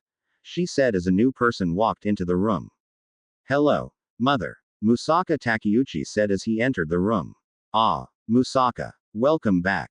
Taicho greeted her son. Forgive me, mother. I didn't know you had company. It's all right. I assume you know Naruto Namikaze. Naruto bowed his head to the young samurai. Musaka bowed his head in response to the young ninja. We know of each other. Musaka said. Yeah, we even have a few things in common.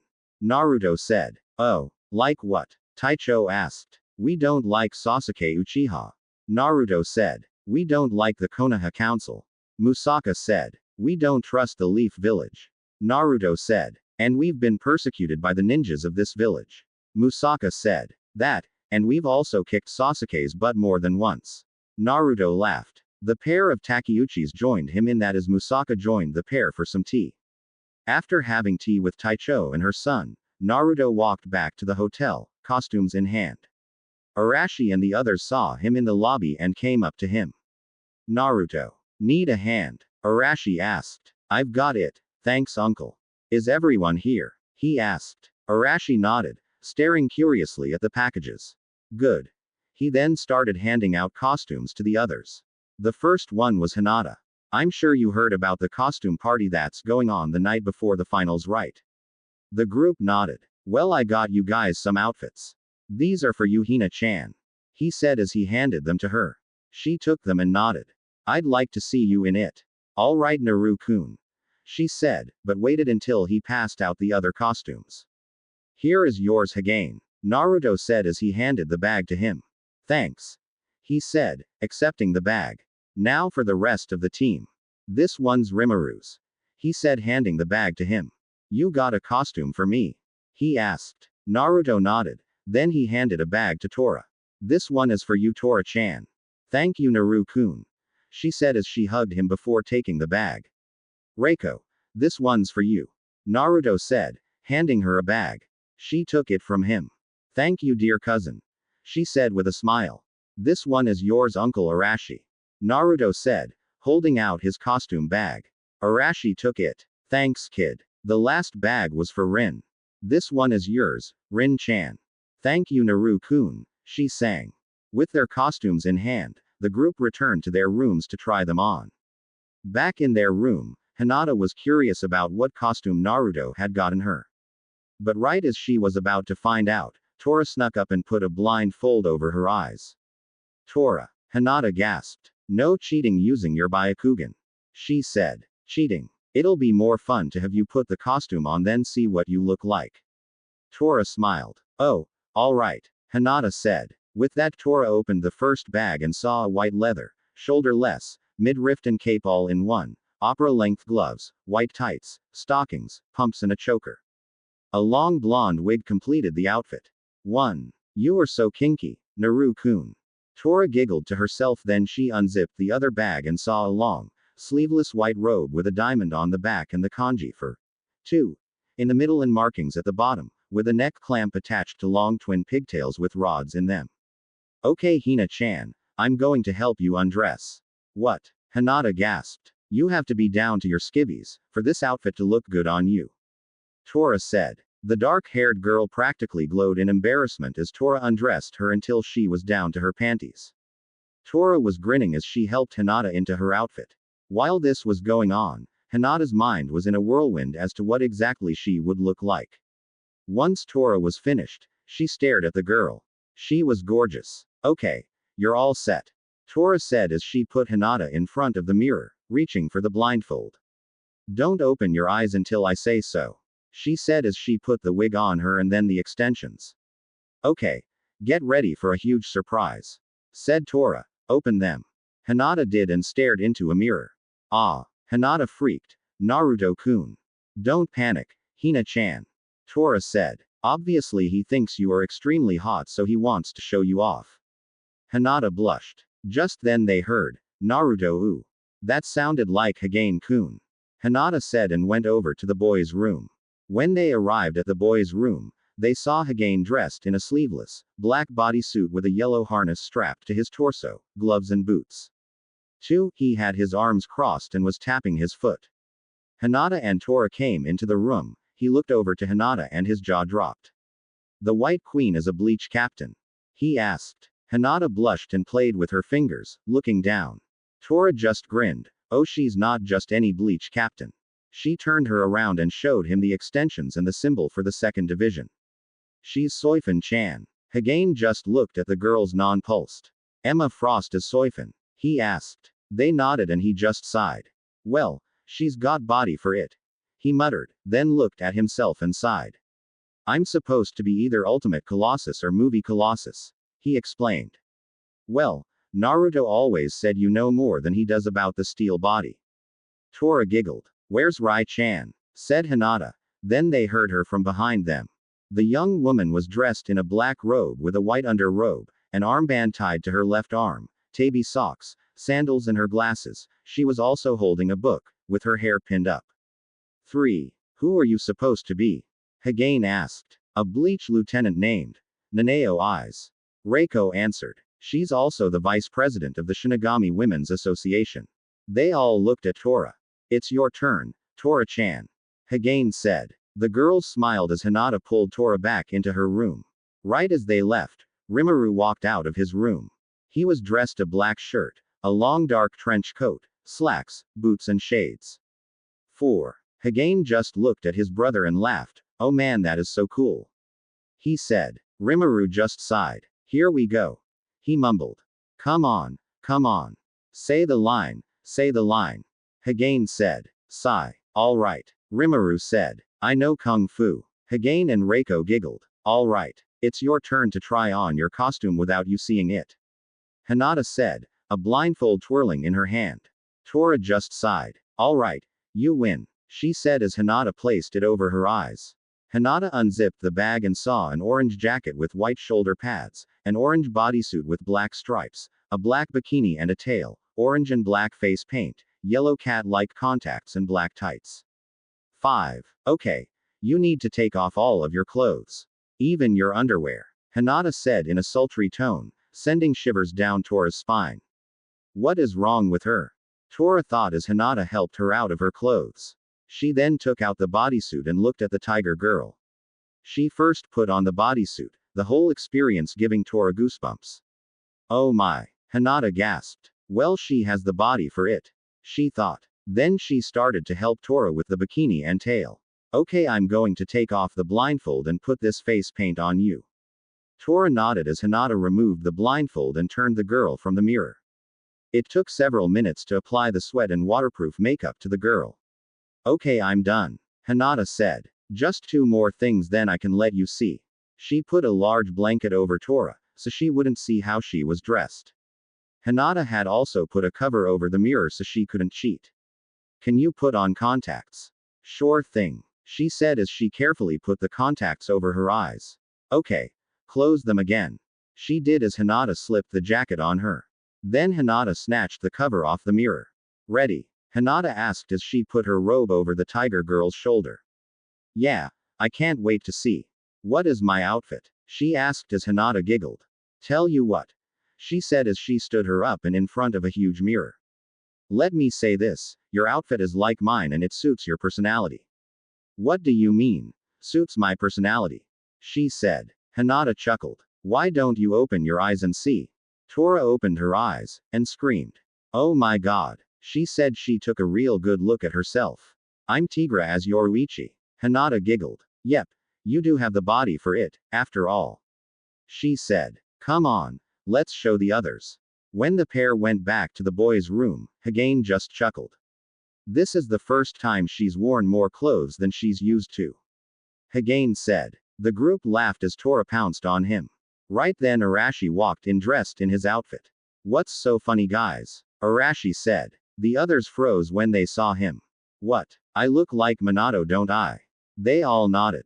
Just then Rin walked in, causing everyone to gasp once they saw her. In their collective opinion, she was a freaking goddess. She was dressed in a jade green and black bodysuit with a golden phoenix in the shape of an upside-down triangle on her chest, a golden sash held by a small golden phoenix, golden gloves and knee-high boots. She also had on a long red wig and beautiful green contacts in her eyes. 6. Phoenix. Rimuru gasped. Rin nodded. What do you think, guys? She asked. You look good, Rin-chan. Tora said. Just then they heard someone walking in the room. He was dressed in black motorcycle boots, black leather slacks, mesh shirt, red leather trench coat, black gloves, and his hair was bleached and dyed a silvery white. He had a huge sword on his back and a couple of guns in holsters on his chest. They looked at him in shock. Naruto. Hinata gasped. He smirked that arrogant smirk and showed off his costume as he saw the others. First he went over to Rin. Wow, he said as he dropped to knees, bowing and scrapping to her. I'm not worthy. Rin giggled, then pulled the boy up and hugged him. Naruto looked over at Arashi. Whoa, you look just like father. How do you feel? I feel honored, Naruto. Arashi said. Naruto then looked at Reiko. You look great, he said to her. Like a hot librarian, he said as she blushed. Thank you, Naru-kun, she said. Naruto turned to Rimuru. Mr. Anderson, so nice to see you again, he said, causing Rimuru to sigh and the others to laugh. You look good as Neo, he said. I think I understand why you chose these outfits, Rimuru said to him. You tried to match up our personalities. Naruto nodded as he turned to Tora. I think I did a good job matching up the characters perfectly. Naruto said. Tigra is like you, Tora-chan, but when you get serious, you're like Yoruichi.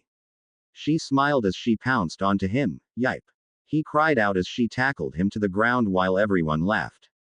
Thanks, Naru-kun, Tora said, helping him up after she nuzzled him a bit. Okay, again, as I said before, you're more used to being in a steel body form than I am. That's why I chose Ultimate Colossus for you. You also remind me of a bad. Oh, and you're not? Hagane asked. As bad as a guy who can bench press a submarine. You're Dante. Hagane snapped. They don't come anymore. Bad, than a guy who can nuke an entire mountain in one blast. Well, I thank you. Then he looked at Hinata. Well, what do you think, Hina-chan? I like what you are saying about me, Naru-kun. She said, I'm honored you think me as this powerful. Hina-chan, you can do anything if you put your mind to it. Think about it. Both White Queen and Soifan are nobles, but they worked hard for what they got. So did you. That's why I got you this outfit. And I hope I'm not sounding like a pervert, but you do look really hot in this outfit. Hinata blushed as she shook her head. You're not. I'm flattered. She said. Oh good. I was a little worried about that. He said, then turned to the others. Hey, I was thinking. Why don't we keep the outfits on and get used to them? He said. The others looked at each other, shrugged and agreed, thinking how much fun this was going to be. Hey, Emma. I didn't have breakfast. Would you like to join me for some lunch? He said with his arm held out to Hinata. She giggled and grabbed it. Why, it would be my pleasure, Dante. She said. The pair walked out of their room, heading to the restaurant. When the pair walked into the restaurant, Ino was already there. She'd seen them, watching them the whole time as they ate, but didn't know who they were. Oh my god, who are they? Ino thought as they saw her and walked over to her after finishing their meal. Naruto was waving at her, but she still didn't recognize them. Do I know him? Good morning, Ino-chan, Hinata said as they continued on their way. Ino was going crazy as to who the two were. Arg, I just know this is going to drive me crazy. She screamed. Just then Naruto came back to her. Hey Ino, are you alright? He asked. She looked at him, just staring into his eyes. Not trusting her voice, she just nodded. He smiled. Oh good. Hey, would you like to go with us to the costume party that's going on the night before the finals? Ino nodded her head so quickly he was afraid that she would break her neck. Okay, I'll get you a costume. Do you have any preferences? Naruto asked. Ino shook her head the same way. Alright then, I'll get you a costume. He said. You better come with us, Ino-chan, before you hurt yourself. Hinata said. Paying her bill, the attractive young blonde walked out with them. The trio walked into the Ara's costume shop, but didn't see anyone right out. Hello. Is anyone here? Naruto shouted. Just then the wizard came out. Oh. Hello again, Naruto. He said, causing Ino to balk when she heard the name. What can I help you with? I was looking for a costume for my friend here. He said, indicating Ino. I was wondering if you had the Ms. Marvel one. The wizard smiled. Of course I do, if you'd follow me, miss. With some prompting from Hinata, Ino followed the wizard to where the costume was and then to one of the fitting rooms. About 10 minutes later, Ino walked out.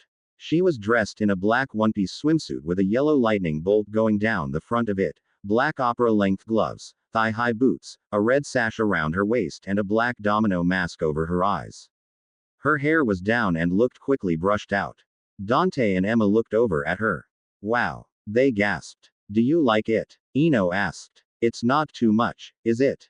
Hell no. It's perfect. Naruto said as he softly kissed her on the cheek, causing her to blush while Hinata giggled. Wow, Carol, you've just been kissed by a devil. Hinata said as Ino looked at her. Hinata, she said, is that you? Finally. I was wondering when you were going to figure it out. Hinata grinned. And you're Naruto? She asked, finally coming out of her daze. That's right. Naruto said, paying for Ino's costume and another one he'd seen earlier. Nice to be recognized. He said. All right then, ladies. Shall we go? The pair smiled and took a hold of an arm as they walked out of the shop. Having already had lunch, Naruto, Hinata and Ino went looking for Anko. They had found her at her favorite eating joint. Hey Anko-chan, Naruto said. She looked over to him, looked him up and down and smiled. Well, hello gorgeous. She grinned. Is that you, Naruto? Yep. What do you think? He asked, letting her get a good look at his outfit. Wow, you look great. She replied. Thanks. He said, handing her a bag. Here. This is for you. He said. Giving me gifts already? She asked. What is it? Your costume. He replied. Costume? She asked. Yeah, we want you to come to the costume party with us. She started to unzip it, only to have Naruto stop her. I'd like to see you in it.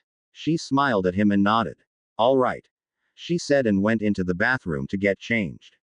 A few minutes later she came out wearing a tight black bodysuit, boots, gloves, golden bracelets and belt, an auburn wig on her head.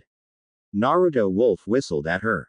Now that's impressive, he said. I think Naruto-kun's got a thing for superheroes. Ino whispered to Hinata. Can you blame him? Black leather, swimsuits, spandex. Hinata whispered back. Eventually the day of the costume party arrived, and every cage, their guards and important people were coming to Konoha for the finals of the Chunin exams. Sarutobi himself had welcomed them all to Konoha. Especially the group from New Whirlpool. After meeting with the Hokage, Kushina, Hinaru and Naruto went straight to their team's hotel to surprise them. But they were the ones who were about to get the surprise. When the trio walked into the hotel, there was a fight in progress. Team Whirlpool and their allies were fighting Root Anbu. Naruto was running backwards firing at an Anbu, hitting him in the head and heart, while dressed like a certain video game character. Kushina saw one of the Root members try to stab Hagane, only to have him transform into his steel body almost automatically. Then he started to charge him saying, Steel Special Tech. Das Vidanya. Her eyes went wide as she watched her nephew cold the Anbu with a fairly light punch, but sent him flying through the walls like they were paper. She smiled, truly impressed. One Anbu was trying to kill Hinata. But as the kunai was about to strike her, she suddenly turned into living diamond, causing the kunai to just bounce off. Hinata rushed him and tagged him hard in the chest, putting her fist through him. Amazingly, he didn't die. Kushina just smiled as she stared at her apprentice. She had become far stronger than before, yet her killing restraint seemed to be her most outstanding characteristic. Next was Rimuru. He was going inhumanly fast and just crushed his Anbu opponent against the wall of the hotel like a hockey player. Tora was basically kicking as if she was a dancer, agilely and gracefully leaping around the room to avoid being hit, then coming down hard to claw someone in the face. Reiko came in with a large book using it like a bat, slamming a couple Anbu like they were baseballs, then took out another Anbu with a what looked like a magic flash, as her hand seemed to be glowing. Arashi seemed to be everywhere at once, hitting Anbu from all sides. Finally, Rin was flying around like a flaming bird, dive bombing to take out her Anbu group. She landed on her feet and turned to Naruto. I tell you these new abilities are awesome, Scott. She said to Naruto. What did you call me? Naruto, Dante asked. Scott. You are my lover, right? She asked with a smile. Oh, he thought. She sees me as Cyclops. Yeah, Jean. Sorry. He said, then heard Kushina. Are you guys alright? She asked, once all of the Anbu were either dead or unconscious. Naruto looked over and saw his mother. Mom. He said, Naru-chan. Ko-chan. She shouted as he ran over to them and gave them all a big hug.